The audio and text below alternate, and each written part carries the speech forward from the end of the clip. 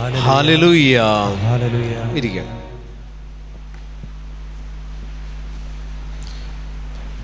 പ്രിയമുള്ളവരെ, നമ്മൾ കേൾക്കുകയായിരുന്നു ഈശോ നമ്മളെ കരുതുന്ന വഴിയെക്കുറിച്ച് നമ്മൾ കേൾക്കുകയായിരുന്നു. കർത്താവിൻ്റെ കരുണ നമ്മുടെ മേൽ കടന്നു വരുന്നതിനുള്ള തടസ്സങ്ങളെക്കുറിച്ച് നമ്മൾ കേൾക്കുകയായിരുന്നു.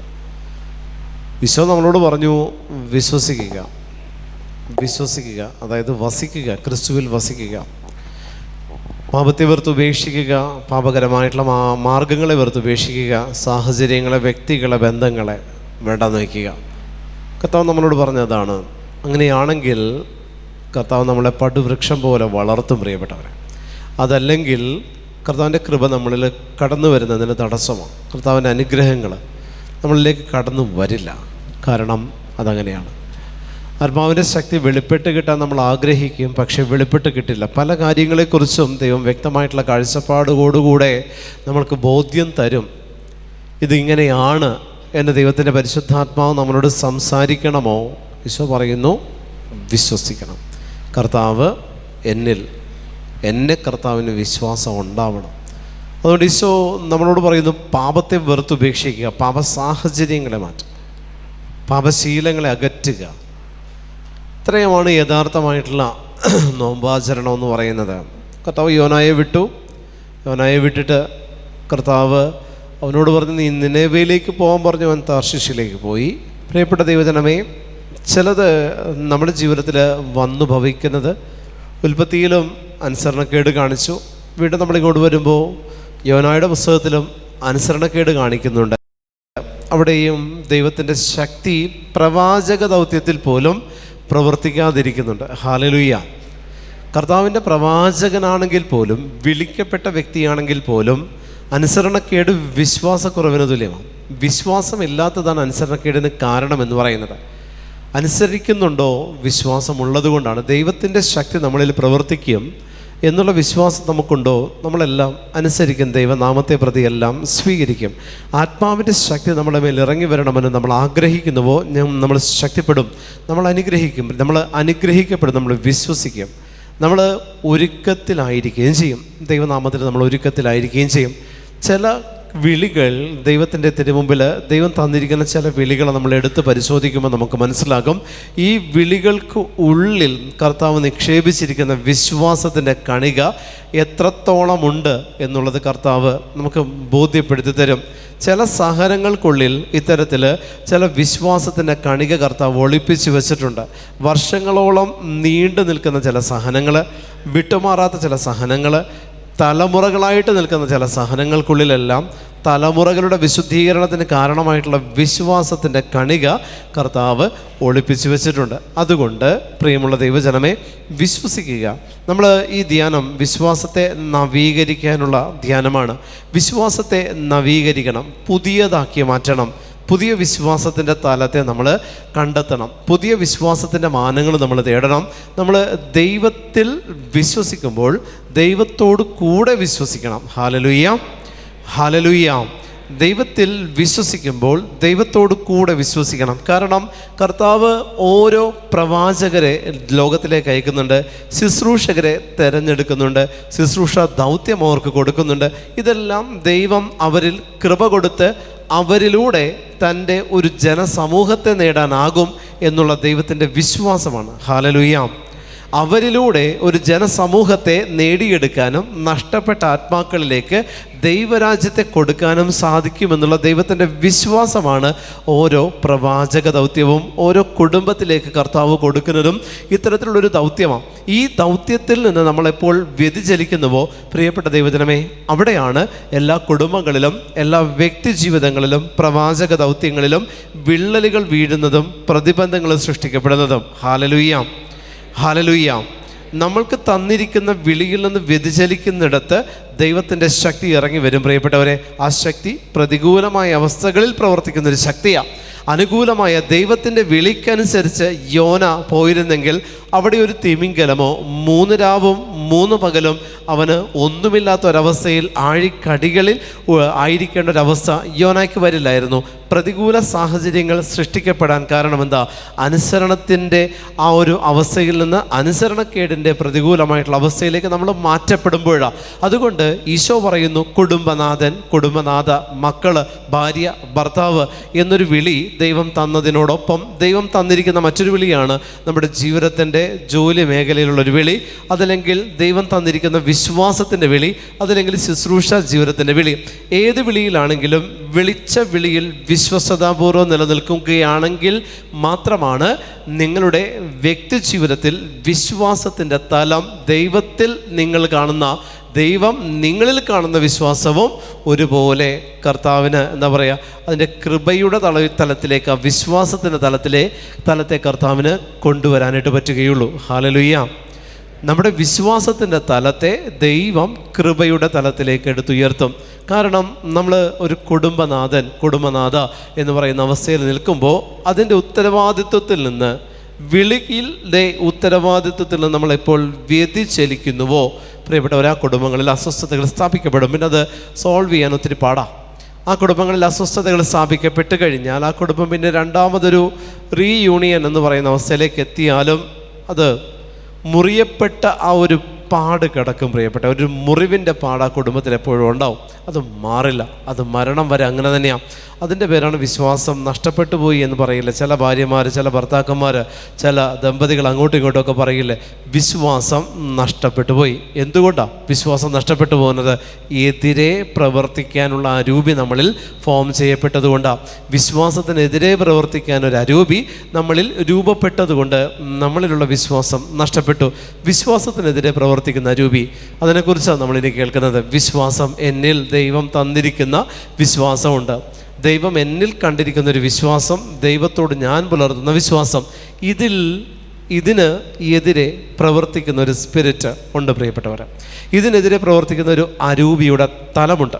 അത് നമ്മളിൽ രൂപപ്പെട്ട് കഴിഞ്ഞാൽ പിന്നെ നമ്മൾ ഏതെല്ലാം രീതിയിൽ പ്രവർത്തിച്ചാലും നമുക്ക് ഒന്നും നേടാൻ സാധിക്കില്ല എന്ന് മാത്രമല്ല, നമ്മളുടെ കൃപ, നമ്മുടെ പ്രാർത്ഥനാ ജീവിതം, നമ്മുടെ അഭിഷേകം എല്ലാം താണു പോയിക്കൊണ്ടിരിക്കും.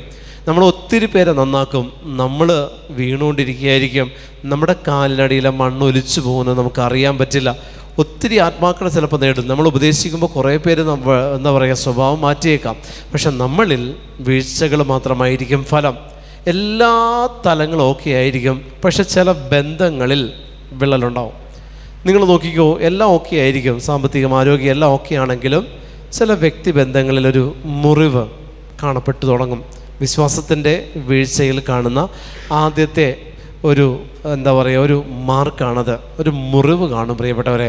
ബന്ധങ്ങളിൽ മുറിവ് രൂപപ്പെട്ടു തുടങ്ങുമ്പോൾ നിങ്ങൾ ഓർത്തോ, വിശ്വാസം നഷ്ടപ്പെട്ടിട്ടുണ്ട്. ദൈവത്തിന് നമ്മളിലും നമുക്ക് ദൈവത്തിലുമുള്ള വിശ്വാസം നഷ്ടപ്പെട്ടിട്ടുണ്ട്. ഹല്ലേലൂയ. അതുകൊണ്ട് വിശ്വാസത്തെ രൂപപ്പെടുത്താൻ ദൈവം നമുക്ക് തന്നിരിക്കുന്ന സാഹചര്യങ്ങളെ ഉപയോഗിക്കണം. നിങ്ങൾ വിശ്വാസം രൂപപ്പെടണമെങ്കിൽ ചില പ്രതികൂല സാഹചര്യങ്ങൾ ദൈവം നമുക്ക് ഒരുക്കിയിട്ടുണ്ട്. ആ പ്രതികൂല സാഹചര്യത്തിലാണ് നമ്മുടെ വിശ്വാസം ഇരട്ടിയാകുന്നത്. ധ്യാനം കൂടിയാൽ വിശ്വാസമൊന്നും നിങ്ങൾക്ക് കിട്ടില്ല, അതിനുള്ള വഴിയാണ് തുറന്നു കിട്ടുന്നത്. ആ വിശ്വാസം രൂപപ്പെടുന്നതിന് ആവശ്യമായിട്ടുള്ള സാഹചര്യം ദൈവം തരും. ആ സാഹചര്യമാണ് സഹനം എന്ന് പറയുന്നത്. വ്യക്തി ജീവിതത്തിൽ സഹനമുണ്ടോ, നിങ്ങൾക്ക് വിശ്വാസം വർദ്ധിക്കത്തേ ഉള്ളൂ, കുറയില്ല. വ്യക്തി ജീവിതത്തിൽ സഹനമുണ്ടോ, നിങ്ങളുടെ വിശ്വാസം ഇരട്ടിയാകും. ഒരിക്കലും ദൈവം അനുവദിച്ച സഹനം വഴി വിശ്വാസം കൂടുകയല്ലാതെ കുറയുകയില്ല. ഹല്ലേലൂയ. സകല വിശുദ്ധരുടെ ചരിത്രം എടുത്തു നോക്കിയോ നിങ്ങൾ, അവിടെയെല്ലാം വ്യക്തി ജീവിതത്തിൽ, അവരുടെയെല്ലാം വ്യക്തി ജീവിതങ്ങളിൽ പ്രിയപ്പെട്ട ദൈവജനമേ ഒരു സഹനത്തിൻ്റെ തലമുണ്ട്. വിശുദ്ധരുടെ ജീവിതത്തിലെടുത്ത് നോക്കിയാൽ അവരുടെ എല്ലാം വ്യക്തി ജീവിതത്തിൽ വിശ്വാസത്തിൽ അവർ നിലനിൽക്കാൻ കാരണം ദൈവം അവരിൽ കൊടുത്ത സഹനങ്ങളോ, അവർ സ്വയം സ്വീകരിച്ച സഹനങ്ങളോ, മറ്റുള്ളവരിൽ നിന്ന് ഏറ്റെടുത്ത് ദൈവമേ ഞാനിത് ഏറ്റെടുത്തോളാം, അവർ സ്വതന്ത്രമായിട്ട് ജീവിച്ചോട്ടെ എന്ന് പറയുന്നൊരു സഹനമോ അവരിലുള്ളത് കൊണ്ടാണ് അവരുടെ വിശ്വാസം ഇത്രത്തോളം എന്താ പറയുക, ഒരു തലത്തിലേക്ക് ഉയർത്തപ്പെടുന്നത്. വിശ്വാസത്തിന് ഓരോ റാങ്കുണ്ട്. വിശ്വാസത്തിന് ഒരു റാങ്കുണ്ട് പ്രിയപ്പെട്ടവരെ. ഈ റാങ്ക് ഹോൾഡറായിട്ട് നമ്മൾ മാറിയെങ്കിൽ മാത്രമാണ് ദൈവത്തിൽ നിന്ന് എന്തെങ്കിലും നമുക്ക് എടുക്കാൻ പറ്റുള്ളൂ, സ്വീകരിക്കാൻ പറ്റുള്ളൂ. രക്തസ്രാവക്കാരിയെ പോലെ എന്തെങ്കിലും ദൈവത്തിൽ നിന്ന് എടുക്കണം. ദൈവത്തോട് ചോദിക്കുന്നത് വിശ്വാസമല്ല, അത് അപേക്ഷയാണ്. അത് വിശ്വാസമുള്ളവരൊരിക്കലും ദൈവത്തോട് ചോദിക്കില്ല. കിട്ടിയിട്ടുണ്ട്, കിട്ടിക്കഴിഞ്ഞു എന്നുള്ളതാണ് വിശ്വാസം. അതാണ് രക്തസ്രാവക്കാരി നമ്മെ പഠിപ്പിക്കുന്ന വിശ്വാസം. Hallelujah, hallelujah. യെശയ്യാ പ്രവാചകൻ്റെ പുസ്തകം 57-ാമത്തെ അധ്യായം, നിങ്ങളടുത്ത് യെശയ്യാ പ്രവചനം 57-ാം അധ്യായം, ശാന്തിയും സൗഖ്യവും 14 മുതലുള്ള വാക്യങ്ങൾ. പണിയുവിൻ, വഴിയൊരുക്കുവിൻ, എൻ്റെ ജനത്തിൻ്റെ മാർഗത്തിൽ നിന്ന് പ്രതിബന്ധങ്ങൾ നീക്കിക്കളയുവിൻ എന്ന് ആഹ്വാനമുയരും.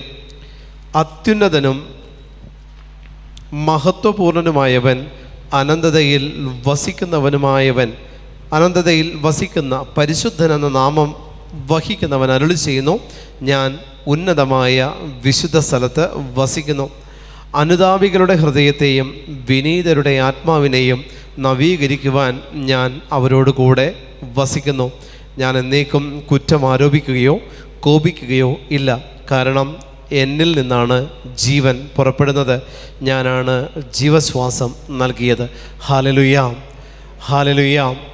എന്നിൽ നിന്നാണ് ജീവൻ പുറപ്പെടുന്നത്, ഞാനാണ് ജീവശ്വാസം നൽകിയത്. ഈശോ ഇപ്പോൾ തന്ന വചനമാണ്. നമ്മൾ ആദ്യം എടുത്ത വചനവുമായിട്ട് ആ ഒരു ബന്ധം സ്ഥാപിക്കപ്പെടുന്നത് കണ്ടോ പ്രിയപ്പെട്ടവരെ? ഒരു ഇണവചനം പോലെ കർത്താവ് നമുക്ക് തന്നിരിക്കുന്നതാണ്. ഞാനാണ് ജീവൻ നൽകുന്നവൻ, ജീവശ്വാസത്തെ നൽകുന്നവൻ ഞാനാണ്. പ്രിയപ്പെട്ട ദൈവജനമേ, അതിൽ ആദ്യത്തെ വാക്യമാണ് ഏറ്റവും പ്രധാനപ്പെട്ട വാക്യം. ആദ്യത്തേത് പറയുന്നു, പണിയുവിൻ, വഴിയൊരുക്കുവിൻ, എൻ്റെ ജനത്തിൻ്റെ മാർഗത്തിൽ നിന്ന് പ്രതിബന്ധങ്ങൾ നീക്കിക്കളയുവിൻ എന്ന് ആഹ്വാനം ഉയരും എന്നാണ് വചനം യെശയ്യായിലൂടെ നമ്മളോട് പറയുന്നത്. എൻ്റെ ജനത്തിൻ്റെ മാർഗത്തിൽ നിന്ന് പ്രതിബന്ധങ്ങൾ നീക്കണം. എൻ്റെ ജനത്തിൻ്റെ മാർഗം എന്താണ്? ഞാനാണ്. അത് കർത്താവായ യേശു ക്രിസ്തുവാണ് മാർഗം. ഞാനാണ് വഴിയും സത്യവും ജീവനും. അതുകൊണ്ട് പറയുന്നു, എൻ്റെ ജനത്തിൻ്റെ മാർഗത്തിൽ നിന്ന്, അതായത് അവരുടെ മാർഗമെന്ന് പറയുന്ന എന്നിൽ നിന്ന്, എന്നിലേക്ക് അവരെത്തിച്ചേരുന്ന അവസ്ഥകളിൽ നിന്ന് പ്രതിബന്ധങ്ങൾ നീക്കിക്കളയുവിനെന്ന ആഹ്വാനം ഉയരും. അതായത് പ്രതിബന്ധങ്ങളെ നീക്കിക്കളയണം. പ്രതിബന്ധങ്ങൾ എന്താണ് സൃഷ്ടിക്കുന്നത്? പ്രതിബന്ധങ്ങൾ സൃഷ്ടിക്കുന്നത് എന്താ? യാത്രയ്ക്ക് തടസ്സമാണ്. ക്രിസ്തുവിലേക്ക് എത്തിച്ചേരാനായിട്ടുള്ളൊരു യാത്രയുണ്ട്. നമ്മൾ പുറപ്പെട്ടിരിക്കുന്ന ഈ യാത്രയാണ്. ഈ യാത്ര ക്രിസ്തുവിലേക്ക് എത്തിച്ചേരണം. സഹന സമര വിജയ സഭയിലേക്ക് നമ്മൾ എത്തിച്ചേരുക. നമ്മൾ ഈ ഒരു സമരസഭയിൽ നിന്ന് സഹനസഭയിലേക്കും തുടർന്ന് വിജയസഭയിലേക്ക് നമ്മൾ എത്തിച്ചേരുന്ന, നമ്മൾ പുറപ്പെട്ടിരിക്കുന്ന ഈ ഒരു യാത്ര, ഈ യാത്രയിൽ ഉണ്ടാകുന്ന പ്രതിബന്ധങ്ങളാണ് പാപങ്ങളും പാപസാഹചര്യങ്ങളും പാപപ്രലോഭനങ്ങളും അതിലേക്ക് നയിക്കുന്ന വ്യക്തിബന്ധങ്ങളും വ്യക്തികളിലൂടെ കടന്നു വരുന്ന ചില രൂപപ്പെടുന്ന ചില സാഹചര്യങ്ങളും. ഹല്ലേലൂയ. അതുകൊണ്ട് പ്രിയപ്പെട്ട ദൈവജനമേ, പതിവായി ചെയ്യുന്ന ചില പാപങ്ങൾ, നമ്മൾ കമ്മിറ്റ് ചെയ്തിരിക്കുന്ന ചില പാപങ്ങൾ, ഞാൻ പറഞ്ഞില്ലേ, ഒരു 6 മാസത്തെ അപ്പുറത്തേക്കുള്ള പാപമാണ്. പക്ഷെ നമ്മളിത് പ്ലാൻ ചെയ്യുന്നുണ്ട്, ആലോചിച്ച് വെക്കുന്ന ചില പാപങ്ങൾ. ഇതിങ്ങനെ വരും, ഇതിങ്ങനെ ആകണം, ഇവളെ എനിക്ക് കിട്ടണം, ഇവൻ എനിക്ക് കിട്ടണം, ഇവനെ കൊല്ലണം, ഇത് നശിപ്പിക്കണം, ആ സംരംഭം അടച്ചു പൂട്ടിക്കണം. ഇങ്ങനെ പ്ലാൻ ചെയ്ത് വെക്കുന്നൊരു പാപാവസ്ഥയുണ്ട്. നമ്മൾ പ്ലാൻ ചെയ്ത് വെച്ചിരിക്കുന്നത് ഇത് പ്രതിബന്ധം തീർക്കും. ഈ പ്ലാൻ ചെയ്ത് വെച്ചിരിക്കുന്ന ഇത്രയും കാലഘട്ടം നീ ആ സ്പിരിറ്റിൻ്റെ അണ്ടറിലാണ്. ഏത് പാപത്തെക്കുറിച്ച് നീ പ്ലാൻ ചെയ്ത് വെച്ചിരിക്കുന്നുവോ ആ അരൂപിയുടെ അധീനതയിലായിരിക്കും ഈ പാപം ചെയ്യുന്നതുവരെ നിൻ്റെ ആത്മസ്ഥിതി. അതിൽ നിന്ന് നിനക്കൊരു മോചനം കിട്ടില്ല. ഈ കാലഘട്ടത്തിനുള്ളിൽ നിനക്കൊന്നും പ്രാർത്ഥിക്കാനും പറ്റില്ല. Hallelujah, hallelujah. ഇതുകൊണ്ടാണ് തെറ്റായ സ്നേഹബന്ധങ്ങൾ പാടില്ല എൻ്റെ സഭ പഠിപ്പിക്കുന്നത്. തെറ്റായ സ്നേഹബന്ധങ്ങൾ എന്തുകൊണ്ട്? തെറ്റായ സ്നേഹബന്ധങ്ങൾ, ഒരു ബന്ധം സ്ഥാപിക്കപ്പെട്ട് കഴിഞ്ഞാൽ പ്രിയപ്പെട്ടവരെ, ആ ബന്ധം ഇന്ന് വിവാഹിതരിൽ ഏറി വരുന്നൊരു കാലഘട്ടമാണ്. വിവാഹിതരിൽ ദമ്പതികളുടെ ധ്യാനം നടത്തുമ്പോൾ അതിലേറ്റവും കൂടുതൽ കാണാനുള്ളത് ഇതേ ഉള്ളൂ, മറ്റൊന്നില്ല. മൊബൈൽ ഫോൺ അഡിക്ഷൻ ഇന്നിപ്പോൾ എല്ലാവരിലും ഉണ്ട്. പ്രത്യേകിച്ചൊരു സന്ദേശമായിട്ട് എടുക്കേണ്ട ആവശ്യമില്ല. പക്ഷേ ദമ്പതികളുടെ ധ്യാനം നടത്തുമ്പോൾ മിക്കവാറും ഒരു 70% ദമ്പതികളിലും തെറ്റായ ബന്ധങ്ങൾ രൂപപ്പെട്ടിട്ടുണ്ട്, തെറ്റായ ബന്ധങ്ങളുണ്ട്. ഈ തെറ്റായ ബന്ധങ്ങൾക്ക് വേണ്ടി ഇവരിങ്ങനെ പ്ലാൻ ചെയ്യാണ്. ഈ ബന്ധത്തെ ഇവർ നിലനിർത്തും, ദാമ്പത്യ ബന്ധത്തെയും നിലനിർത്തും. പക്ഷേ ഈ ദാമ്പത്യ ബന്ധങ്ങളിൽ വിള്ളലുകൾ വരും, ദാമ്പത്യ ബന്ധങ്ങളിൽ കല്ലുകടികൾ വരും, ദാമ്പത്യ ബന്ധങ്ങളിൽ രോഗങ്ങൾ പൊട്ടിപ്പുറപ്പെടും, സ്വസ്ഥത നശിക്കും. പക്ഷെ ദമ്പതികളിൽ ഒരാളാണ് ഈ പാപമെങ്കിൽ മറ്റൊരാൾ ഇത് അറിയുന്നില്ല. ബലിയാടാകുന്ന പാർട്ട്ണറാണ്. ഹല്ലേലൂയ. ദാമ്പത്യ ബന്ധത്തിൽ ബലിയാടാകുന്ന പാർട്ട്നേഴ്സ് ഉണ്ട്. നിങ്ങളെപ്പോഴും നിങ്ങളുടെ നിങ്ങളുടെ പാർട്ട്ണറിനെ കുറിച്ച് നിങ്ങൾക്ക് വ്യക്തമായിട്ടുള്ള കാഴ്ചപ്പാടുണ്ടാവണം. അവർ നിങ്ങളെ പറ്റിക്കും. Hallelujah, hallelujah. വ്യക്തമായിട്ടുള്ള കാഴ്ചപ്പാടുണ്ടാകണം. എൻ്റെ മകൻ, എൻ്റെ മകൾ, എൻ്റെ ഭർത്താവ്, എൻ്റെ ഭാര്യയെക്കുറിച്ച് നിങ്ങൾക്ക് വ്യക്തമായിട്ടുള്ള കാഴ്ചപ്പാട് അവരെക്കുറിച്ച് ഉണ്ടാവണം. അവരെന്താണ്, ഏതാണ്, അവരുടെ ഓരോ നീക്കങ്ങളും നിങ്ങൾ ഒബ്സർവ് ചെയ്യണം. അവർ ചെയ്യുന്ന കാര്യങ്ങൾ, അവരുടെ മൂമെൻറ്റ്സ്, അവരിങ്ങനെ ആയിരുന്നല്ലോ, ഇപ്പം ഇതിങ്ങനെ ആവാൻ കാരണം, ഇത് പറഞ്ഞ് നിങ്ങളൊരു കുറ്റപ്പെടുത്തുകയോ സംസാരിക്കാനോ വിധിക്കാനോ പാടില്ല. പക്ഷെ നിങ്ങൾ ഒബ്സർവ് ചെയ്യണം. നിങ്ങൾക്ക് മനസ്സിലാക്കാൻ പറ്റും ഇതിനെ എവിടെ കൊണ്ടുപോയി കെട്ടാനാണ് ഈ കൊണ്ടുപോകുന്നത് എന്നുള്ളത് മനസ്സിലാക്കാൻ പറ്റും. എത്ര കുടുംബങ്ങൾ പ്രിയപ്പെട്ടവരെ തകർന്ന് കിടക്കണം. എത്ര എത്ര എത്ര എത്ര കുടുംബങ്ങൾ തകർന്ന് കിടക്കുന്നുണ്ട്. എത്ര കുടുംബങ്ങളാണ്. ഒത്തിരി കുടുംബങ്ങൾ ഈ ഒരു അധീനതയിൽ കിടക്കുക. തെറ്റായ ബന്ധങ്ങളുടെ പ്രത്യേകത എന്താ? ഈ ബന്ധം സ്ഥാപിക്കപ്പെട്ട് കഴിഞ്ഞാൽ ഇത് നിത്യതയിലേക്ക് നിൽക്കുക. ഇപ്പോഴാണ്, ഇനി കുറച്ച് നാൾ കൂടി കഴിഞ്ഞിട്ടാണ് ഇങ്ങനെ ഇത് സ്ഥാപിക്കപ്പെട്ടിരിക്കുന്നത്. നിശ്ചിത കാലത്തേക്കാണ്. ഈ നിശ്ചിത കാലം അത്രയും ഈ വ്യക്തികൾ രണ്ടുപേരും ഈ സ്പിരിറ്റിൻ്റെ അണ്ടറിലാണ് കഴിയണത്. ഇവർക്കൊരു ഉയർച്ച ഉണ്ടാവില്ല. ഇവർ പ്ലാൻ ചെയ്യുന്ന ദൈവിക കാര്യങ്ങളൊന്നും നടക്കില്ല. ഇവർക്കൊരു ഉയർച്ച, ഇവർക്കൊരു ലോൺ, ഇവർക്കൊരു ഇൻ്റർവ്യൂ അറ്റൻഡ് ചെയ്താൽ ഇവർ ചെയ്യുന്ന പ്രാർത്ഥനാ നിയോഗങ്ങൾ, ഇവർ സമർപ്പിക്കുന്ന കാര്യങ്ങൾ ഒന്നിലും ദൈവത്തിന് ഇടപെടാൻ പറ്റില്ല. കാരണം ഇതിങ്ങനൊരു മറ പോലെ, ഒരു കവചം പോലെ ഇവരിൽ ഈ ബന്ധങ്ങളിലൂടെ വരുന്ന പാപം ഒരു മറ പോലെ ഇവരെ ഈ സാത്താൻ പ്രൊട്ടക്റ്റ് ചെയ്തുകൊണ്ട് കിടക്കുക. ഈ രണ്ട് വ്യക്തിത്വങ്ങൾ ഈ കവറിങ്ങിന് ഉള്ളിലായിരിക്കും. ബാക്കിയുള്ളതെല്ലാം ഇതിന് വെളിയിലാണ്. ഇത് ഇവരിലേക്ക് അനുഗ്രഹങ്ങൾ വരുമ്പോൾ ഈ കവറിങ് ഇതിനെ തടസ്സം നിൽക്കും. അകത്തേക്ക് പ്രവേശിക്കാൻ സമ്മതിക്കില്ല. ഈ ഒരു കവറിങ്, ഒരു കവചമുണ്ട്. അത് മദ്യത്തിൻ്റേതാകാം. ഞാൻ മദ്യപാനം നിർത്തില്ല. ഞാൻ എന്നും 2 പെഗ് അടിക്കും. ഞാൻ എന്നും എല്ലാ ദിവസവും രാത്രി എനിക്കിത് കഴിക്കണം. ഇത് ഞാൻ എടുക്കുന്നൊരു കമ്മിറ്റ്മെൻറ്റാണ്. ദീർഘനാളത്തേക്ക് എന്തു തന്നെ വന്നാലും ഞാനത് നിർത്തില്ല. ഇങ്ങനെ നമ്മൾ പറയുന്നത് വീരവാദം പോലെ പറയുന്നത് ഒരു കമ്മിറ്റ്മെൻറ്റ്, അസാധാരണമായിട്ടൊരു ഉടമ്പടിയിൽ ഏർപ്പെടുക. ഈ ഉടമ്പടി അവൻ ഉറക്കെ വിളിച്ചു പറയുകയല്ലേ. ഇത് സാത്താൻ ദൈവത്തിൻ്റെ മുമ്പിൽ ഈ ആത്മാവിന് വേണ്ടി ദൈവം ദൂതന്മാരെ വിടുമ്പോൾ സാത്താൻ പറയും, ഇവൻ എൻ്റേതാണ്, കാരണം ഞാൻ അവനുമായിട്ട് ഈ ഒരു ഉടമ്പടിയിൽ ഏർപ്പെട്ടിരിക്കുക, നിനക്ക് ഇവൻ്റെ മേൽ അധികാരമില്ല എന്ന് സാത്താൻ ദൈവത്തോട് പറയാൻ പറ്റും. വിശ്വാസം പോയി. ദൈവത്തിന് ഇവനിലുള്ള വിശ്വാസം നഷ്ടപ്പെട്ടു.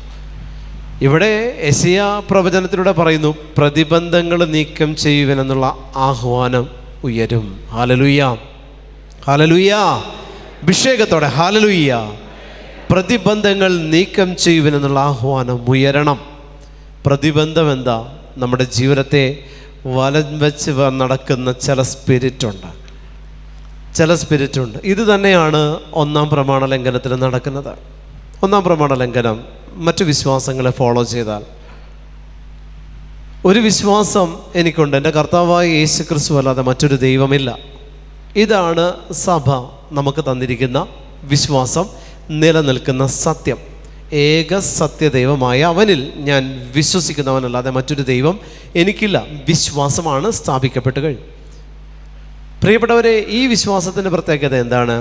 കർത്താവായ യേശു ക്രിസ്തുവിൽ വിശ്വസിക്കുക എന്ന നടപടി പുസ്തകത്തിൽ ശ്ലീഹ പറയാൻ കാരണം എന്താ? നീയും നിൻ്റെ കുടുംബവും എന്ന് പറഞ്ഞാൽ നിൻ്റെ തലമുറകൾ രക്ഷപ്പെടണമെങ്കിൽ കർത്താവായ യേശു ക്രിസ്തുവിൽ വിശ്വസിക്കണം. യേശു ക്രിസ്തുവിൽ വിശ്വസിച്ചാൽ പറ്റില്ല, കർത്താവായ യേശു ക്രിസ്തുവിൽ വിശ്വസിക്കണം. അപ്പോൾ യേശു ക്രിസ്തു കർത്താവാണെന്ന് ഏറ്റുപറയാൻ നമുക്ക് കഴിയണമെങ്കിൽ ബാക്കിയുള്ളതെല്ലാം തെറ്റാണെന്ന് അംഗീകരിക്കാൻ നമുക്ക് പറ്റണം. നമ്മൾ മറ്റൊരു വിശ്വാസത്തെ അംഗീകരിച്ചാൽ യേശു ക്രിസ്തു കർത്താവല്ലാതായി തീരും നമ്മുടെ ജീവിതത്തിൽ. ഞാൻ യേശു ക്രിസ്തുവിൽ വിശ്വസിക്കും, പക്ഷെ കർത്താവായ യേശു ക്രിസ്തുവിൽ എനിക്ക് വിശ്വസിക്കാൻ പറ്റില്ല. ഇതാണ് 1-ാം പ്രമാണം ലംഘനം നടത്തുന്നവൻ്റെ വ്യക്തി ജീവിതത്തിൽ വരുന്ന സംഭവം. അവനും അവൻ്റെ കുടുംബവും രക്ഷ പ്രാപിക്കത്തില്ല. കാരണം എന്താ? അവൻ യേശു ക്രിസ്തുവിലെ വിശ്വസിക്കുന്നുള്ളൂ, കർത്താവായ യേശു ക്രിസ്തുവിൽ വിശ്വസിക്കുന്നില്ല. യേശു ക്രിസ്തു കർത്താവാകുന്നത് എപ്പോഴാണ്? സകലതും അവനിലൂടെ അല്ലാതെ മറ്റൊരു വഴിയിലൂടെ നടക്കില്ല എന്ന് ഞാൻ ഉറപ്പിക്കുന്നതാണ് കർത്താവാക്കുന്നത് യേശുക്രിസ്തുവിനെ. യേശുക്രിസ്തുവിനെ കർത്താവാക്കുന്നത് ഞാനാ എൻ്റെ ജീവിതത്തിൽ. യേശുക്രിസ്തു കർത്താവാണ്, അവൻ അങ്ങനെ തന്നെയാണെങ്കിൽ പോലും ഞാനാണ് എൻ്റെ പേഴ്സണൽ ലൈഫിൽ അവനെ കർത്താവായിട്ട് അവരോധിക്കേണ്ടത് ഞാനാ. ക്രിസ്തു ഹെൽപ്ലെസ് ആണ് ഇവിടെ. കാരണം നിനക്ക് നിൻ്റെ മുൻപിൽ ജീവനും മരണവും അവൻ വെച്ചിട്ടുണ്ട്. നിനക്ക് ഇഷ്ടമുള്ളത് ചൂസ് ചെയ്യാം.